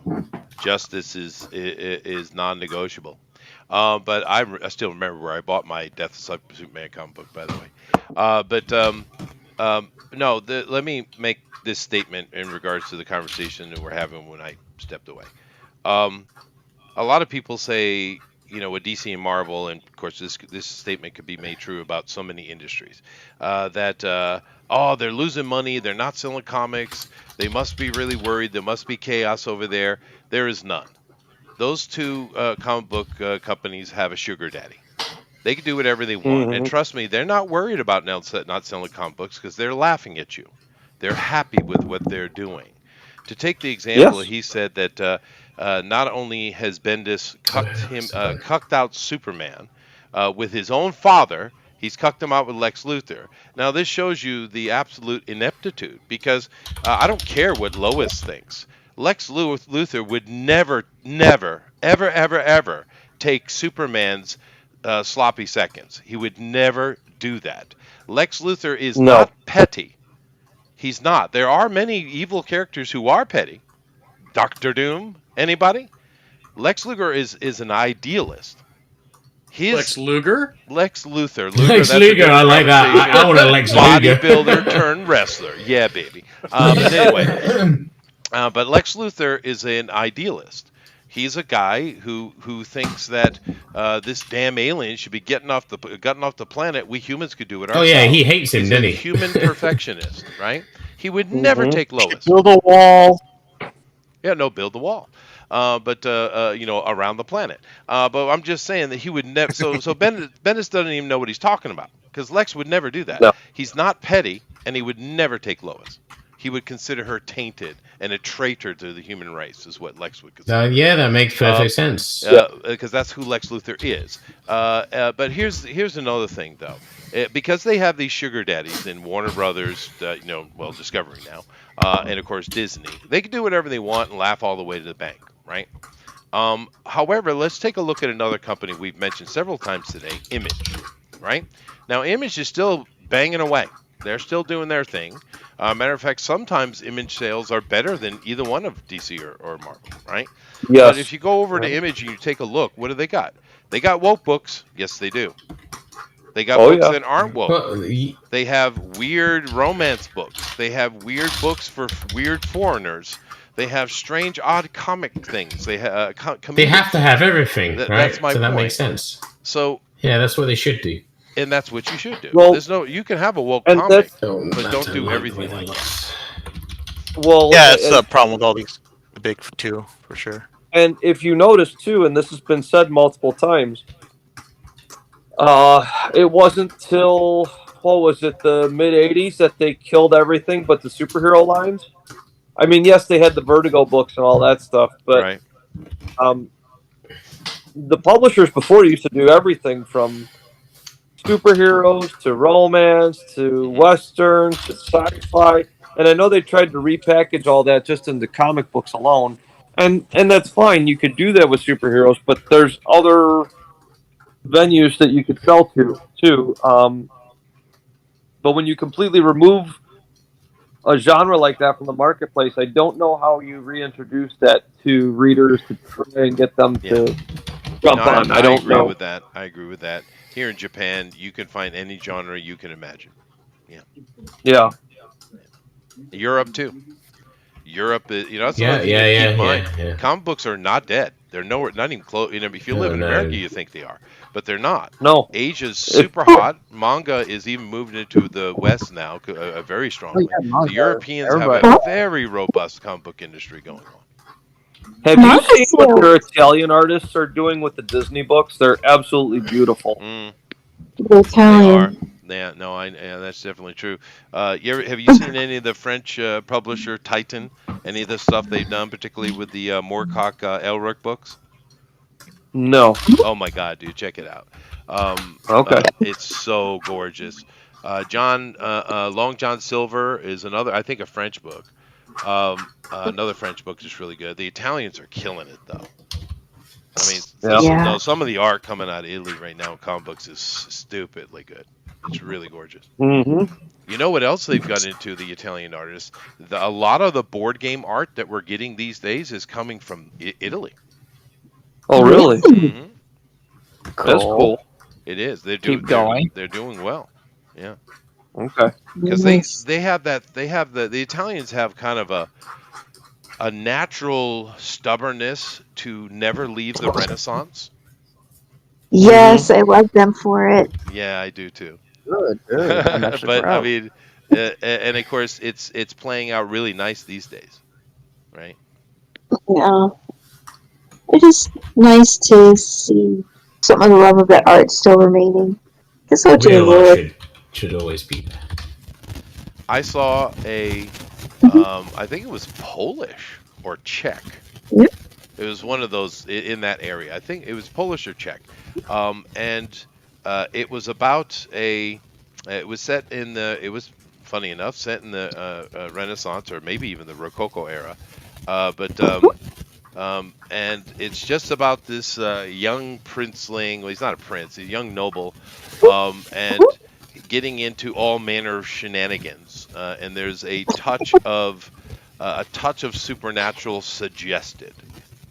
right? It's not in your face. Mhm. But the reason I mentioned Rococo, I think it's supposed to mean Renaissance. Of course, I was reading it in a foreign language, and I did my best. But nevertheless, the whole book was painterly, as you guys say, but it was all done in Rococo. Oh man, that's gotta That's be coming, gorgeous. right, and it's coming out of Eastern Europe, not coming out of France. Yeah. I was like, I was stunned by it. It's absolutely gorgeous. I mean, I'm a fan of Rococo. I don't know how many other people are, but I love the playfulness of it and the photorealism Mhm. of the time, right? Oh yeah, Like, it's gorgeous art from that era, Yeah. and the furniture too. Yep, that's true. And that's cool. So how was it as a story? Was it a good read, or is it translated? It can be a little Well, I rough. would say I probably understood only about 60%. Oh, okay. But I was reading it mainly because of the pretty pictures. Ah, Pretty alright. sure I know what Rococo is. Rococo is For some reason I'm thinking of it's a you know, kind of late Renaissance period, right around the kicking off of the Industrial Revolution period. It's in that frame. Rococo is very colorful. It's super hyper photorealistic art. It all has a touch of naughtiness to it. Right? It's when that Greek revival was really hitting hard all across the Western world, and people were starting to have a lot more fun in their life rather than just the the dirty business of Really life, get fun. right? Yeah. Yeah. But there's little touches of naughtiness. These days you wouldn't notice it maybe, but if you pay attention, you'll see the suggestiveness of it. You should look it up. Rococo. Go look it up. You're an artist, you'll appreciate it. Yeah, because I kind of thought you were talking about the Beach Boys. I was like, oh yeah, Rococo, Jamaica. Ooh, I want to take it. Yeah. Bermuda, Bahama, come on, pretty mama. Mama, pretty mama. Montana. Yeah, Montego. Down Baby, to why don't we know? Rococo. There you go. She Down knows to Rococo. Yeah, Ezreal, you're right. Ezreal says that many of the TTRPGs makers, the YouTuber Mildra, the monk, interviews are Italian. Yep. Yeah. Now the Italian artists are really doing well. They're getting work, and they're getting a lot of their influences coming into many industries right now. And unfortunately, where is America sitting right now? We literally invented comic books. It's one of the few things we actually invented all on our little lonesome selves. Jazz and animation. Well, yeah, we did jazz too. That was one of ours. But a lot of stuff we get because everyone comes to America, right? So it's all coming from all over the world. But we, culturally, we created comic books. We created jazz. Some people would argue that argue this, but you're wrong. We also created barbecue. Ooh, yum. Yeah, I can't think of I thought the anything. Mongolians did. No, because you have to understand, how do you define barbecue? What distinguishes something to be barbecue? You have to ask that Smoked question. meat. Well, right? Smoked meat. That's right. Now, were the Americans the first to smoke the meat? No. But when they used to smoke meats, particularly in Europe, they would do it they'd build houses, smoke houses to do it. And the early pioneers in America did the same. But along the to do proper modern barbecue, you need technology that didn't exist back then, right? And we invented the technology to create offset cooking. So what smoked cooking, barbecue, that's what barbecue is. Mongolian is grilling. It's a teppanyaki, really, is where teppanyaki comes from. But we invented barbecue as well. But there's not many other things. Q-tips? Did we invent Q-tips? We might have invented Q-tips. No, that's not right. I've seen them. No, they found some of those in King Tutankhamun's tomb, actually. No, we didn't invent the car. The Germans did that. We didn't create the airplanes Airplanes. either. No. Not us. Space shuttles. Space rockets. No, those are Germans as well. Yeah. Yeah, I know it's tough. I know it's tough. Yeah. The fast food chain. The fast food chain. It's probably true. That could It be. might be true, but do keep in mind. It sounds like it should be true. Well, if you go back to after the in the mid 6th century, there was a cataclysmic event that is recorded all around the world. A big giant rock passed over Europe and smashed into southern Africa. And it's one of the few mega disasters that's well documented, right? That's where fast food came from? Look at good mega I'm disaster. going to get to it. Okay. I was like, this is my suggestion, because in Rome, you could get fast food. You could. Okay. So I kind of want to give it to the Romans. But to be fair, the real fast food started with the British. They used to fish and have, chip? no, not the fish and chips, pies. Oh yeah, like Cornish pasties and things, because they Right. made like things like that. Because Cornish pasties were made for miners, They were, because they had to go. Yeah. What happened after that asteroid hit in South Africa? We get the Dark Ages, right? And during that period, My favorite ages. well, it was tough for everybody, right? I mean, it's documented by dendrologists that trees didn't grow for 10 years because the sky was so darkened. A lot of people died. It was bad. But the people were desperate for making money. And in Britain, you had these moms that the fathers are out in the mines or in the fields or wherever they are, and the moms are just trying to scrape some money together for the family, so they'd make these cheap pies. They would take a cart and they would wheel it around town selling pies. So I would argue that is the first fast food. It makes sense. Yeah, that makes sense. That sounds good. Yeah, but I mean the chain. Oh yeah, you definitely invented the shit probably. food. The corporate chain, the McDonald's, Yeah, no, you did, because Bells. the first one we got over here was Wimpy, which is like an American, like, I don't know, it's like a Popeye style thing. Yeah, Popeye. That was a thing, because Wimpy I remember hamburgers. that when I was a kid. Yeah, it was something I remember. And then obviously McDonald's and all that. Yeah, that's all American. He's right about that. You did invent the chain. Fair I enough. think. Fair enough. I'm pretty sure about that. Blue Moon says the light bulb. Well, that's not true either. No, it's Yeah, not. I hate to bust everyone's bubble about Mr. Edison. Mr. Edison is very, very akin to Elon Musk.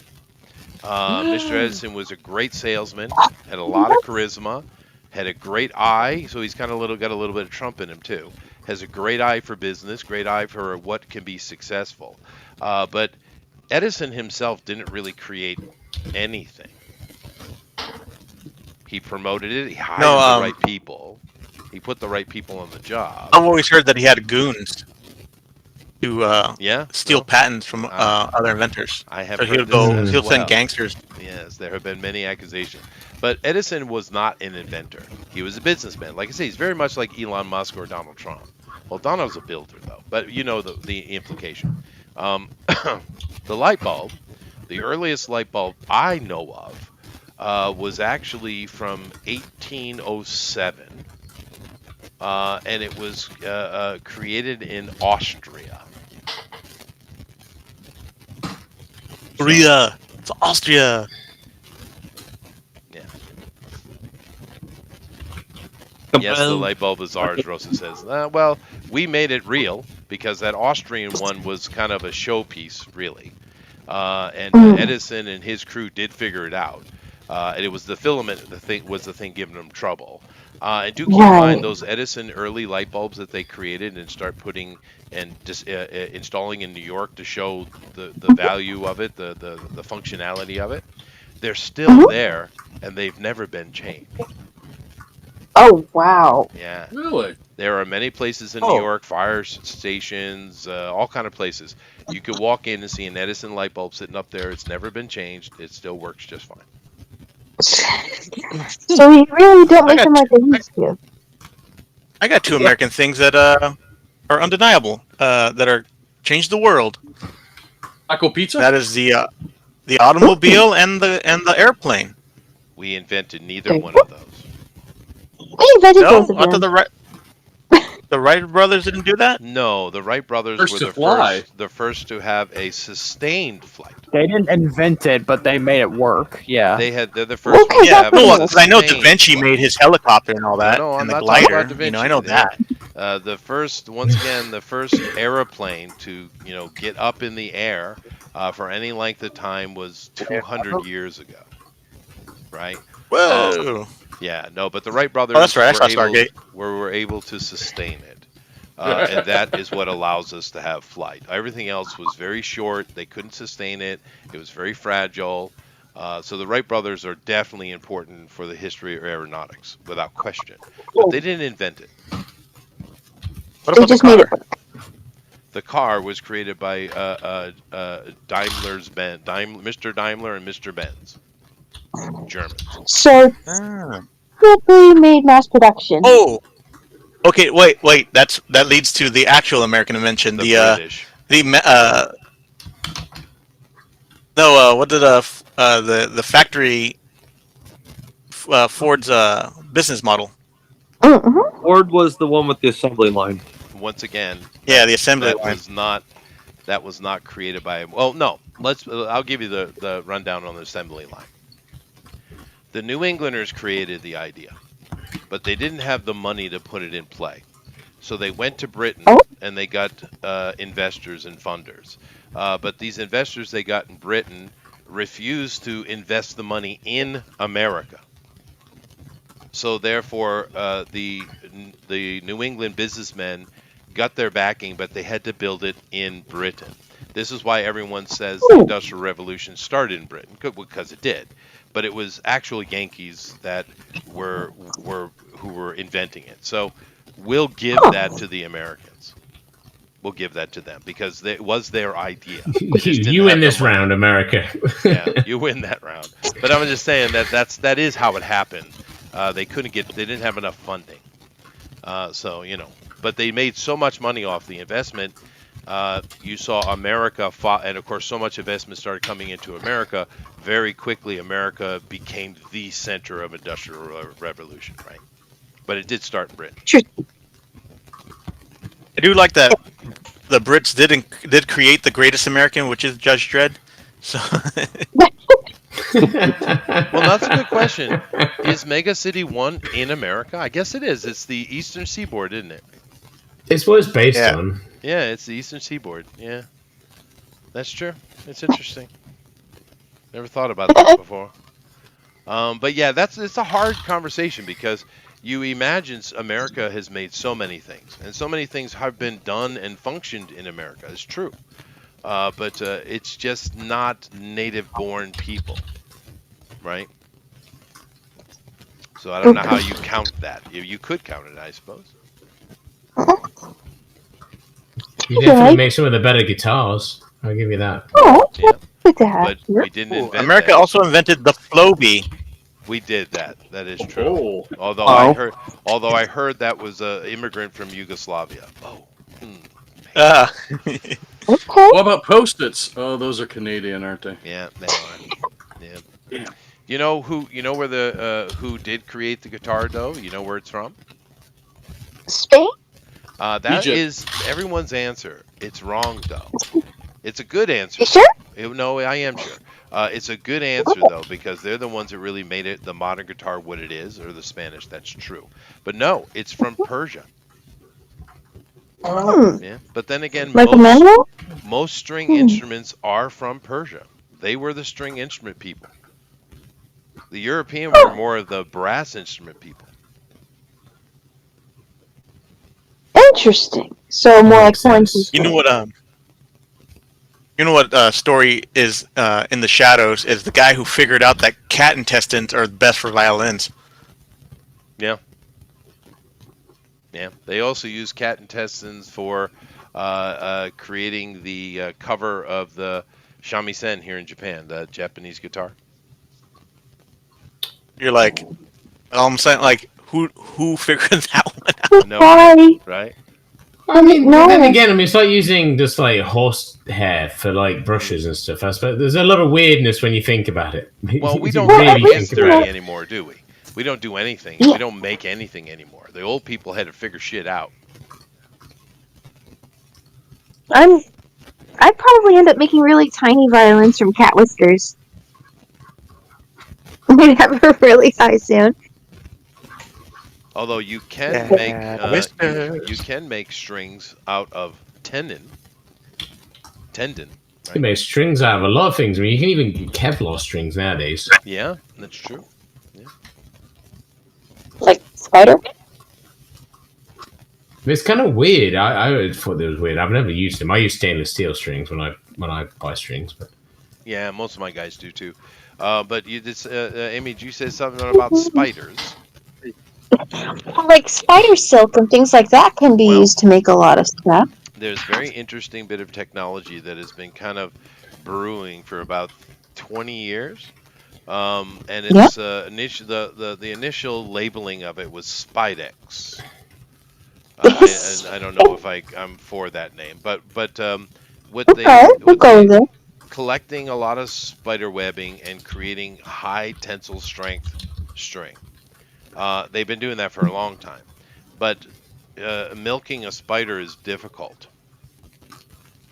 Sure, yeah, because they're tiny. So they have 8 legs that slap your hand away. They do. But they've been working. This is going back to that. No. I'm not. Can you milk a cat? I'm being. I know you are, but I'm not joking. No, seriously, and they got to the point where they've genetically modified the spiders. I know, bad idea. I know. I don't know. I don't hate the idea. I mean, I'd quite happily be Spider-Man. But they have, and I've seen a suit, meaning a military suit, created out of it. It looks very comic booky, to be fair. And it has, what did they say? 5 times the strength of Kevlar. Awesome. Yeah. Huh. Now make guitar strings out of that, then I'll never have to buy some new ones. So they've been working on that. They don't seem to be anywhere near production. Once again, milking spiders. Stuff like that takes forever, doesn't it? Yeah. I heard they Well, see, what was that, honey? She said, "Hello." I heard tell that they actually genetically modified like a bunch of goats, so you could so that their milk would contain spider silk, and they could extract it from that. Yeah, I heard that too. Yeah, I heard that too. That sounds yeah, it is interesting. It's creepy, and the apocalypse is on its way. However, spider goats. That's exactly what we need. But the thing, the thing with the silkworm, right? Because silk comes from a similar source, right? But those caterpillars, they do it for you. They automatically spin that silk to cocoon themselves, and then humans interrupt it. And we can harvest them off of different kind of leaves and I've seen a silk factory. You guys ever seen one? No. It is the so weirdest I guess it looks thing like a ever. farm. Well, yeah, no, what it is, it's imagine you had a warehouse, a giant warehouse that is full of giant bookshelves. And on the bookshelves, they have these little divider boxes. And inside the box, they got a bunch of worms, and they throw a bunch of leaves in there. Right? And and these caterpillars climb up these little divider areas and just attach themselves. And then the workers will come in once it's completely done. They don't let them, pupate, right? They take them all out. They wash it, and of course they go through the same process you go for wool or cotton or whatever. Same process, right? Getting you silk.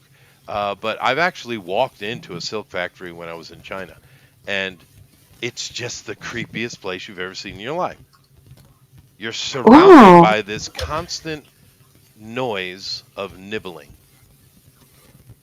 If you saw one caterpillar nibbling, you wouldn't hear it, right? You wouldn't hear it. But when you have literally billions of them, it makes an awful sound. A sound? It does. Oh no! And it smells the smell. How do I describe the smell? I'd imagine like macaroni sounds. It's like this. That's gross. It's how.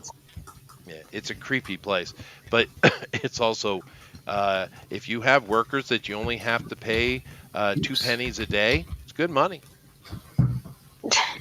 2 pennies a day. Do you know what Oh the my average? goodness. Do you know what the average Chinese person makes a year in American money? Nothing enough. 60,000. 10,000. $230. No, that can't be Yeah, it right. is. It's real. And keep in mind that Chinese money spends at about 70% of ours. So imagine you had 30% discount on everything you bought back before Biden inflation anyway. Yeah. That's what it's like to live in China. So basically, these people working in these factories, the government pays the government pays them so little that they feed them, right? So they don't have enough money to actually buy food. So the Oh, job isn't really profitable for them. The job is just a way to survive. Welcome to does China. it? Oh gosh. Yeah. Do like they get housing or something for Yep. working there? They get dormitory housing and they put nets under the windows because they always want to suicide themselves because their life is abysmal and miserable. And they want to throw themselves out of windows, but they put nets there so they can't kill themselves because, we need the labor. You need the labor. This is Okay, true. so it's This is slavery, true. in other words. Okay, yeah. But they did it, that's what they Sounds do like at Apple. back in Apple the does it day, too. Apple has the nets. They do mhm, have the nets. Foxconn, Yep. right? they, Yeah. I think during the Industrial Revolution or something like that, they were talking about how the companies that people worked for also owned all the housing developments. So basically, all the money they paid them went back into their own pockets, and they're like, you technically own these people. They don't have They any do. freedom to move or do anything. Well, That's no, that's a just good analogy. Modern day China is analogous to the worst part of the Industrial Revolution. Yeah, it is. my goodness. Well, maybe They already had the maybe it'll be Bolsheviks, better. so they can't do anything about it. Right. Well, the Civil War has begun in China. Just keep that in mind. It has begun. There's fires everywhere. There's riots everywhere. Beijing is currently surrounded. The army is not anywhere else. They're surrounding Beijing. And Whoa. particularly, yeah, no, it's on. And of course, there's many reasons why this is sparked off. I could speak here. I don't have time to speak. But the last straw was about almost 2 months ago now, early June. The Americans, the Filipinos, the Japanese, I think the Thai, maybe the Indians, they were all doing naval exercises here in Asia, to practice, and they blew up an American old carrier, by the way, during that. But it was all a display for China. It's like back up, right, is what it was. So the Chinese decided that they were going to show their strength, and they went and they sent a naval force, to land on an island that is contested between Taiwan and China, right? Oh no. And they went to land on it to show their superiority, and everything blew up, literally. They lost. They say they only lost 63 soldiers in that. But if you see the footage, which we have, it got leaked. I would say they lost all of them. Oh my gosh. And the Chinese people, because they get pissed every time they see this dumb shit. The Chinese were like, oh, that's enough, and it's just popped. Oh wow. Oh my gosh. So what? The island blew up, or the ship blew up? What? I don't know what the hell they did, but they were trying to Nobody land knows. their amphibious things, and they just had like this chain reaction of explosion. You can find the video online, unless YouTube's got a hold of it, I suppose. But yeah, no, they screwed up. It was really bad, and soldiers died. And they keep making these mistakes, and sometimes the Chinese are weird. They get upset when they make mistakes like that. They get upset when they antagonize other people. Okay, but then they'll also get upset when Pelosi comes to Taipei, Nancy Pelosi, and the Chinese government said, if you come to Taipei, it will mean war. It's an act of war. Even though we send diplomats to Taiwan all the time, whatever. The Chinese government said, if Nancy Pelosi comes, it'll be an act of war. That's what they said. And then Nancy landed, and they did nothing, and the Chinese are pissed about that too. Well, because you're not keeping your word, or they just really don't like Nancy Pelosi. But I mean, they get upset at everything, and then of course now there's more stress other than their housing economy is completely popped. The bubble's popped. Their economy is popped. They don't have enough food. Everything is popped. All their dams are failing because they don't have money or care enough to maintain anything. The big Three Gorge Dam is basically broken, so they just have the sluices open all the time. Hubei is gone. That gigantic city is gone. It's completely buried in water. And then because Japan, the yen is very weak, but here in Japan we have an internal economy. It's not like America, right? But if you live in another country and you live in Beijing or something or Shanghai, you have normal money like you have, right? The people who live in the big cities, they do have money, right? So they're coming over here to Japan because it's cheap buying. They don't want to buy made in China shit. I mean, they're Chinese. They know how bad it is. So they want to come to buy Japanese stuff because Japanese stuff's good. And we're getting flooded by them. But the problem is the Chinese have no frickin' morality. They have no sense of shame. They have no honor. So they piss in the street. They shit in the street. We had a video come out. The Japanese are so pissed because a whole bunch of Chinese are over in Nara. Nara is it's a kind of historically and mythologically important place for Japan, right? And they have in the streets of Nara, there are these deer. And they just walk freely around. There's many places in Japan that have temple deer, right? They're very friendly. You go up and pet them, feed them.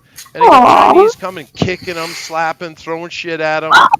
And the Japanese are pissed. They're doing a whole bunch of other stuff. And it's not just here. It's in America, in Britain, in Australia, many places. The Chinese is showing their ass. So now they're embarrassed by these Chinese overseas doing that. So they're pissed about that too. Oh my gosh. And I guess the people who are going around making China look terrible are some of the money people? Because I assume not everybody in China's awful. Not all, because a lot of Chinese are mad because you're embarrassing us. That's what they're mad about. Yes! You're embarrassing us. But I'm just saying the Chinese are mad about a lot of things. They have reasons to be upset. They do. I agree 100%. Thanks. You guys have 10 minutes, by the way. Oh, okay. I feel like I was done, and then I realized something that was off. You got 10 minutes, so that's not... If you were gonna make a little cutie mark for a Deadpool unicorn, what would it be? If I what? If you're gonna make a little cutie mark, like on my little on certain cartoon ponies, we'll have little drawings or emblems, like Cerberus do. That represent a particular personality type. What would it be for a Deadpool Wolverine? Oh, so you want to know what a gay Deadpool will do? Well, ask the Manscaper. He might know. Ooh. Shots fired. I'll just make something up. Are you gonna take that, Eric? Maybe a taco. Chimichanga. It's pissing me off. What does a chimichanga look like? It looks like a fried burrito. Chimichanga is just a chimichanga is just a fried burrito. Oh, okay, it's a burrito. Okay. Fried burrito. I like mine. Yeah, fried. Okay, so a golden Deep brown fried. burrito. Now, here's the question, though. Alan. Ooh. With or without beans? Is it American? No, I know it's American. Oh, with beans. Yeah. See, I don't know, dude. It's the chili question. With or without beans? Depends on the beans. Oh yeah, They have to be pinto. I'm Mexican though. I'm Mexican Cuban. I gotta have beans. Yeah. Beans. I'm with him on this though, man. I love chili and stuff, and beans are the way forward. No, most of my chili, if I eat the Mexican chili, I have beans in it, right? If I eat Texas chili, there's no beans, right? But it's not. They're not even the same thing. I don't know why we call them both chili. They're not the same. But if it doesn't burn your face right. and your stomach when you eat it, it's not chili. That is true. It's spicy and it's filled with whatever you can find. So but you know what I mean. Texas chili is not what most of us think of as chili. But what's a Texas chili then? I kind of prefer not beans. Not beans. I don't know. Cause what about refried beans? Then refried beans are really great in burritos and things. So yeah, that's different though. Okay, but it's still beans. They're just squished beans. The consistency is the same. The consistency is not the same. It's the texture of the bite is different. No, you're right, Dude, but it's still beans. It all comes out the same. Hey now. Mike, please settle it. Chimichanga, bean, no bean. Beans. Beans, duh. God, why am I always outvoted? Sorry, dude. Do you eat at Taco Bell? Because if you do, we need to talk. Dude, all right. Well, I'll give you that. Bro. I have not eaten at Taco Bell in literally 30 years. Good man. One of my favorite. I'd say I have, but that's just because I don't do fast food. Anything past a teenager, you don't get a free pass for eating that crap. Mm-hmm. One of my favorite places has the refried beans on the side. Oh, no, yeah, refried beans is just good. For a chimichanga. It is good, yeah. Oh.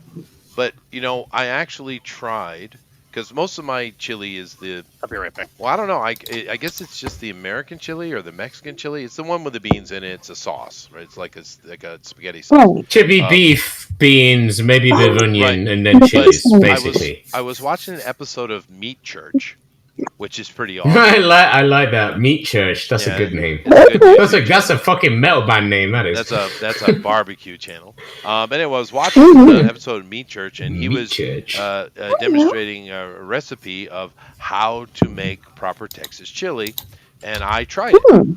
And it was expensive. I had to go get actual chilies, that I didn't have those. I had to import them. Do you have chilies? No, we don't. No. Not the ones I need. Oh, that's sad. But I followed Carolina Reapers.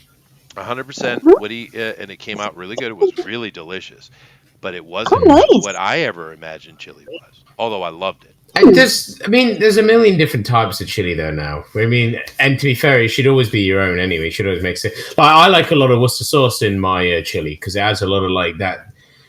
Well, that twangy flavor that Worcester sauce has. Yeah, sure. So it's really good in chili. Beer is also good in chili. Chocolate powder is also really good in chili as well. Good. Yes. Well, there's a lot of things that can make the flavor so deep and just awesome. I've had some people try cinnamon. Yep. I deported them right away. Cinnamon. Yeah, that just seems wrong to me. Awful. The last chili I made had fresh Carolina Reapers in it, and that was fucking awesome. Most people obviously can't eat that because most people are weak. But well, the thing, Alan, you're Mexicanish, right? You can eat Carolina Reapers, right? Yeah, but like Cuban. The Cuban side is more dominant on me, and it doesn't. We don't eat a lot of spicy foods on. No, most people I know can't eat the shit I can eat when it comes to spice. The only salsa we have is dance moves. Now that Alpha Proto says that he lives about an hour from the Meat Church. That's interesting. Meat Church is a barbecue supply store. And as with many businesses these days, to promote his business, he started a YouTube a show that teaches about how to use the equipment, but also a lot of barbecue recipe. And I watch it. Yeah, and I copy it. Cool. Yeah. Although the best barbecued spare rib recipe I've ever done wasn't from any of the Americans. It was from a weird German guy. Really? Yeah. He's got tons of money. You know how you see these YouTubers and they act like they're down to earth, but they're just rich kids? Those guys, right? And he's that guy. But man, his recipe is spot on, dude. I tried it. It was great. Oh, nice. Yeah. So he's got the street cred. Well, results are results. Because I have a Weber grill and I have a barrel grill, and his recipe was for a barrel grill, and I followed it to the letter, and it came and it was a 5-hour recipe, which is normal. 3, 2, and 1, right? Or it's not even 1; it's less than 1. But and it was really good. Nice. Man, you're making me hungry. I haven't eaten once today. I can only eat once if I drink beer, you see, so I haven't eaten once. You're having beer instead of food. I had French Yes. toast this morning. Rabbit. That French, I haven't had that in freaking years. I had yellowfin tuna for my dinner. So. Oh, nice. I had fried bologna and biscuit. Yeah. What did you say there, Jason? Ooh, fried bologna. I had fried That sounds bologna disgusting. and biscuit. Oh, it's so good. Oh, that sounds horrible. No, it's like the worst processed meat ever. No, you'd love it. It's great. Oh, if it's not cut directly off an animal, I generally don't eat it. Well, I mean, you're British. You don't like sausages? What? Yeah, but we have real sausages over here with like 90% plus come on meat. Now, a bologna is just an emulsified sausage, dude. It's just an emulsification, like a hot but how much? What's the percentage of meat to other stuff in it? 100%. Is it? Is it? But what meat is it? Oh, the wild bologna. Well, I mean, what parts of the animal is what I mean. Well, it depends on who's making leftovers. Yeah. It's like eating. I don't care. It's fine. It's like spam. I can't stand spam either. And anything pork, I don't really eat anyway. I generally eat beef, chicken, and fish. So. Do you remember I'm healthy nowadays? I'm still on the healthy track. Complaining about sausages, and you've eliminated 99.9999% of sausages with your diet. Right. But you can eat beef sausage. You just said you don't eat beef. No, I said I eat beef. I said I don't eat pork. I eat beef, chicken, and turkey, and tuna and fish. No, God, no! I wouldn't be able to live without steak. I think my life would explode. No. Yeah. Maybe it was because I just mumbled it. Probably. No, I just don't eat. I mean, to be fair, when I have burgers, I have them in lettuce. I don't have them in bread because I cook bread out. Because I mean, a burger with a big piece of lettuce is freaking amazing. All right. You'd be surprised how much more meat you can eat as well. There needs to be an intervention. No, have you tried? No, well, if you want to get healthy, it's good to cut out carbs like bread, which is processed and full of sugar. Then what you should do is just start eating it with lettuce. Vietnamese cuisine, and you'll be good. I have eaten Vietnamese cuisine. I've eaten a lot of cuisine. I like a lot of Japanese cuisine, which is incredibly healthy. It is, but have you tried lean cuisine? Most healthy. Just any Italian, that shit will fuck you up. It's all carbs. The Japanese are kind of crazy about their healthy food. That is true. Anyway, but it's for me. It's one of the best types of food because it's tasty as well. It can be. I know you don't like it. Well, I could introduce you all to some Japanese food that's very standard here, and you wouldn't be able to eat it. I probably would. I would be surprised if I couldn't. Quadruple that effort in China. Tell me something then. Oh, in China, yeah. I'm not a big Chinese food fan. Well, all right. One of the things they love, they consider a delicacy. There's this little critter in the ocean. It's called a sea cucumber. And basically, it's a... I know them, yeah. It's a caterpillar. It's a sea caterpillar that goes around the bottom of the ocean just sucking up all the shit. Right? That's what they do. They're vacuum. They keep the oceans clean. Now, Japanese take them, and you're like, okay, well, how are you going to produce this weird slime? How are you going to cook and prepare this weird slimy caterpillar? Slice it and eat it. Well, that's what they do. They slice it up. Yeah, I know. They put it on a plate. They throw some vinegar on it, and they put it on the table, and it's still squirming. Yeah, but I mean, do you even like sashimi of any kind? Do you like any kind of sashimi? I like maguro. See, I would eat. I mean, most people haven't tried snails and frogs' legs either. You know, it's the same kind of thing, right? And they're way I haven't. I like them both. Slimy sea caterpillar that's still squirming. Yeah, but you know what? I would try it because I bet you if it's that. Yeah, but you don't. You're not the right person to try because you don't like seafood, do you? No, but I tried it anyway. I mean, you have to try everything once, but I love raw fish and stuff, so I do love raw fish. Squiggly octopuses are the best. Rabbit, because there's a food in China that if I'm not the type of person that tries everything once, because I am, I would have never tasted it, and I wouldn't have found one of my favorite foods. It's the kind of slang on the thing is stinky tofu. Kusai tofu. What a good name! That's a good name. And it's basically rotten tofu in a rotten. Oh no! Tofu, yeah. It's and probably it better than smells fresh tofu. Horrific. It smells. Oh my yeah, wife wouldn't I go saw near that. Is it like a fermented type thing? It Is that what it It is? is. Yeah, Yes. like But what's it adore called? The fermented beans you do in Japan. Yeah. Really? It's so good. They're Yeah, so it's good. so Their fermented good. shit's fucking so tasty. Yeah. It always smells bad. It always tastes good. That's right. Yeah. But It's anyway, so good for you as well. Jeff.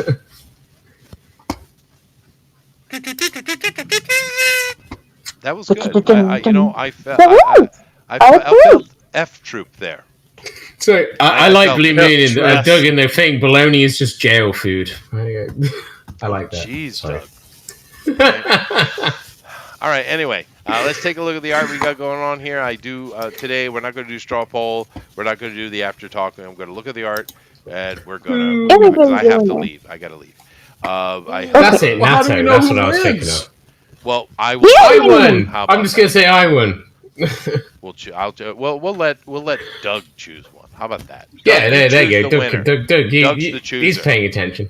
All right, so let's go here, and I will go from the He's the opposite game master. direction because I already have chosen a winner. Anyway, so Alan It's Eric, isn't it? understood the assignment. Good job, Alan. Hey, Hey, we all understood the assignment. I think so. But what do we got here, Alan? Would you like to voice Deadpool, or shall I? I'll do Deadpool because you have a deeper voice. You do Logan. He doesn't say anything. Go ahead. Yes. Oh, you can. He says bub. Oh yeah, That's he's all obviously he saying ever something. says. He is. Go ahead. Oh, it does look like two Batmans kissing. Fuck you, Bob. I mean, come on, Chester. It does look like two Batmans kissing. I agree. You know what? Ever since I saw that meme, I've never been able to see it a different way. It's Yeah. really annoying. Because it does look like that. It does. It does. It's so fucking annoying. Yeah. Whoever found that out can go fuck Oh, themselves. I'm sorry. I'm supposed to do Wolverine. Yeah, no, I can't unsee it either. No, it's impossible to unsee it. I have to do Wolverine. I forgot. Okay, let me put my finger in my mouth so I get the proper inflection. Fuck you, bub. There you go. That's what I wanted. No, it's go fuck yourself. Yeah, go. Hey, fuck all you, right, Jack back. Pearson, right? Yeah, I'm back. This is great, Doug. You're the boss, Doug. Doug, Blue Moon cartoons. You have to choose the winner. So pay attention. Pay attention. All right. So we got Alan here, and I love it. I think this is perfectly on target. Understands the characters very well. Mike is Keeman later, but this is perfectly correct. Deadpool has just gone too far again, and Wolverine's got to put him in his place. Yeah. Well, if you notice, he's promoting the movie. Logan's got 3 claws popped through his chest, and Deadpool has 3 fingers on each hand pointed up. They're promoting the movie. They are. Good job. Yeah. It is good. Yeah. I like the fact that you took time on it as well. I always get so caught up in rushing on these things. Well, I came in late and I scrapped 2 ideas already, but they're going to be done on other projects. That's cool, man. Last week I crashed the program twice and just gave up. So. Oh yeah. Yeah. Well, not everyone is Elrod. Keep that in mind. I don't know how he does what he does, but he does. We came in last He week. does have Flash in the name. He does. Isn't But he he does. came in It's last true. He week. does. Well, no, he came I in thought last he's a week, micron, right? isn't And he only had 30 minutes, and he did what, 4 or 5 pictures? Yeah. But he's a micron guy, isn't he? He does use a pen, yeah. I think he's a micron. No, guy. I heard it's normal size. Oh, okay. Oh, wow. So he's got another. Speaking of Deadpool, he's got a leg up on Paul Rudd too. Look at him. Oh, all right. Hey-o. Hey-o. All right, Remember to so tip your Doug, waiter. there's a mic choice there for you. It's really good promoting the movie. Understood the assignment. We got Rabbit here, who's done a very painterly thing. I like the way it came out, actually, Rabbit. It looks good. I don't hate it. Yeah. Although this is like, this kind of looks like, I forget this stupid thing they were doing recently where they had like, everybody had like lava powers or Asgardian lava power. Phoenix Force. Phoenix, yeah. It's like no. It's more just trying to be expressive, not Phoenix powers. Yeah, no, I know. But I like it. It's very good. So, Doug, this is Rabbit's entry. Okay, it looks good. I like it. Let's see here. What do we got? We got a Mr. Motion was displaying. Now he's not displaying. What's going on? Amron's back. Hi, Amron. Amron here. How'd the date go? He had lunch. Yeah, I went to Came get lunch. Okay. Well, Not now $50. $50. Oh, really good times. That's because I do know one thing that's interesting about Australia and Japan currently right now as we sit. The money spends exactly the same, right? So Gosen is $50 in Australia. It spends exactly the same. So I know what that feels like. That's an expensive lunch, dude. I got $50. No, he got $50. He didn't spend it. He got 50. He went to lunch and got money. He got paid to go into lunch. He's a gigolo. It wasn't a lunch. We figured it out. It wasn't a lunch. Yeah. Anyway, what we do have here is the boss wanted to reward me for good work at work. So that's good. I've been there for a long time now, so yeah, it's all like a. I mean, that's cool. It is nice. Yeah. Yeah, that's very cool. It's good when bosses appreciate their workers. I wish more did it. But what we do have here is a short Wolverine, as he should be, who is miffed at Deadpool, as he should be, and Deadpool's wearing an Argyle sweater. Dude, when I saw the sweater, it made me laugh. That's the best part about Argyle the picture. sweater vest is even better. I think that's what Wolverine's pissed off at. That's what he's looking at. Well, he just generally doesn't like Deadpool. Yeah. I like it though. I like it. Very, very good. This is very Are you paying attention, Doug? You should be paying attention. All right. We don't even know if he's still there. He was there a minute ago. That's my imagination. Okay. So we got armor on here. It's very, very nice. Let me see if Jason is displaying again. Finally, Jason, what are you doing? Okay, he's trying again. And Amy's not displaying either. Oh, there we go. Okay, so Jason has done a very angry, tattered Wolverine in the brown costume, I believe. Looking at the no, the brown pants. He's not wearing the brown pants. No, I'm talking about the Wolverine, the shorter ears. No, I know. I was just going back to the original Deadpool movie, but never mind. So, I'm sorry. But yeah, I like it, Jason. Very, very good. I got it, Rabbit. I know what you're getting at. Yeah. This guy's got the right idea. He's wearing brown pants. That's exactly okay. it. Now I get it. It took me a minute. Dawn is breaking over Marblehead. I got it. All right. This is actually. That's Danny DeVito, right? Danny DeVito Wolverine? Anyway. Go ahead and talk, Jason. Go ahead. He's a robot. He's having trouble. He's roboting. Don't normally. His picture's clear, but his micro sucks. No, it's actually frozen. It's frozen. Oh, well, that's why it looks so good. That's why it looks so clear. It's just yeah. Well, that's okay, Doug. It looks good, though. It looks good. So, very, very nice. Thank you very much, Jason. And as soon as I popped off and he went back, he's having problems. Let me come over here to Melissa. Are you ready, Melissa? Yeah, she is. Yeah, I guess so. Let me go ahead and switch on over to my. You gotta press your button. You gotta get the button Wait. working. I don't know how to look. And it says nah. It's a phone. Oh no! Where is it? Where did I put it? What are you talking There about? it is. I see. I saw a Deadpool. It was red and yellow right there. Right there. For this. Make it over my side. I don't know. There you go. Yeah.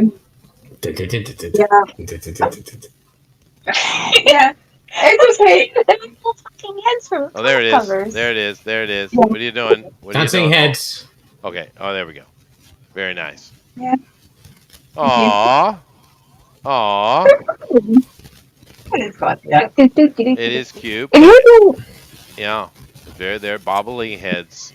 It's a good commercial. You know it would have been great if they faded out and then the Deadpool and Wolverine logo popped in. That would have been perfect. Oh, nice. I'm trying to do something almost like that. I guess I was between like technical difficulties, interruptions, and just not being able to draw what I was imagining. And then Sort of also, like but also in the background, you needed to have gore playing. Yeah. Yes. That would have been proper. Or Airside or Cannibal Corpse. Cannibal Corpse. Get Cannibal Corpse on. Doug is paying. He's paying attention. Doug is paying attention. Okay, good. Let's see here. So just a recap for Doug. We got Alan. Okay. We have Do Banana Mike. Very nice promoting the movie here. We have Mr. Motion, which was really good. We have Rabbit. Very artsy fartsy. Yeah. We have of course we saw Melissa. We have Amaran. Aw, the Argyle is perfect. It is. It is perfect. We have Amy's here. Rainbow unicorns. You know, that right there is one of those gel stickers. That's what that should be. Yay! Stickers! Can I have glitter too? I think that would be just a bit too far. That'd be guilting a Lily. Yeah. Okay. I like We'll just go. I love how Wolverine is a little teeny baby. Yeah. See now Amy's needs a backing track of something like Cannibal Corpse. That'd be perfect. Yeah. Can you imagine? That'd be so good. ABBA. I think ABBA would be. No. I think death metal is the right way to go. Right. No, death metal is the right way forwards. Yeah. Not Dancing Queen. Karen Carpenter. Oh. God. You're not going to convince me it shouldn't be Cannibal Corpse. Well, fair enough.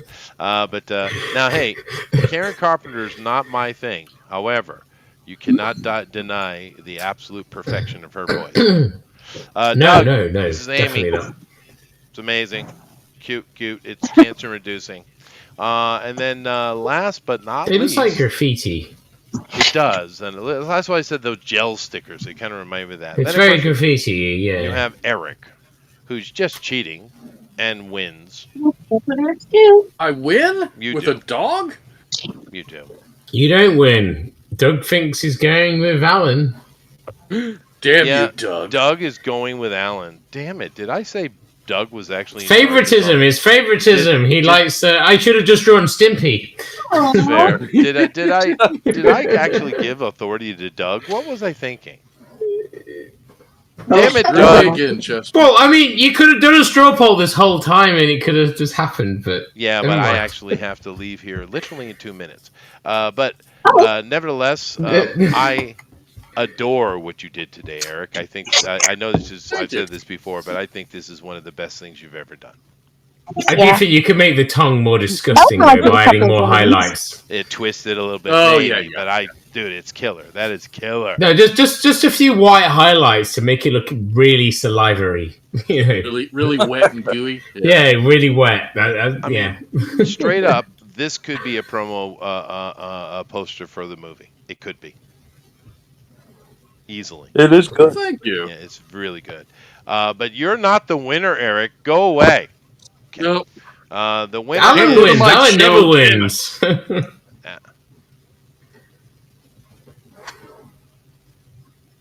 It is. But Doug's made his choice, and here's your winner today, Alan Alonso from the Howl Comics. Everyone clap for Alan. It's very nice. Yay! All right. Let me see if there were any draw-alongs real super quick. I don't know, but Doug says the tangent is killing him. Eric, did you have a tangent? I didn't look. Let me know. I do? Where? I don't know. He said that, I don't know if it's your picture or if it's somebody else's. Okay. Elrod is watching from home, or his dog is watching. I don't see it. Well done, Rabbit. The doggo is obsessed with your cursor. Yeah, that made me laugh. Not happy with Chester's commie anti Merca talk. I don't know what that means. I refuse to understand. Elrod did put together a couple other things, though. We have the actual Wolverine. Very nice. We have proper Texas Deadpool, as it should be. Very nice. Very good.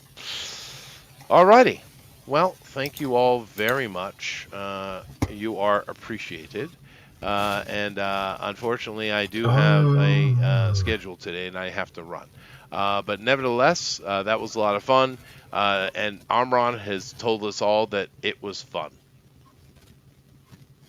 So, that's the best thing I've heard in a long time. So, I have to go with that. I'll say if you ask me if it's worth to see, it's worth to see. It is pretty fun. It is a very fun movie. Good movie. Go see it. I think I'm sure it's the best Marvel movie to come out in years, right? Yeah, that game, I'm sure. Yeah, I mean, anything that's not a Marvel movie. People it'll be the last one that does, probably. Maybe, yeah. It's kind of a love letter to like all the movies, like up to Endgame, basically. Yeah, it looks like a big adventure romp with those two. Yeah, that's cool. And in the trailers, Hugh looks like he's having a good old time. So yeah, that brings a good energy to it. Yeah, he does. He's a good guy. But nevertheless, thank you all very much. I definitely have to run. Eric, quick, what are we doing next week? Saga of Sunsets by Luke Stone and AC Pritchard, now on fundmycomic.com. Oh, make sure he puts some reference in the thingy, because in advance, we need it in advance, not just the day before. So. I will remind him. Thank you. No, that's cool. No, we got this issue. Back. That's going to be great. So we'll see you next week. We're doing another indie, which is awesome. Thank you all very much, and later. Later. Bye. Bye. Bye-bye now. I'll need the vital stats of all the females.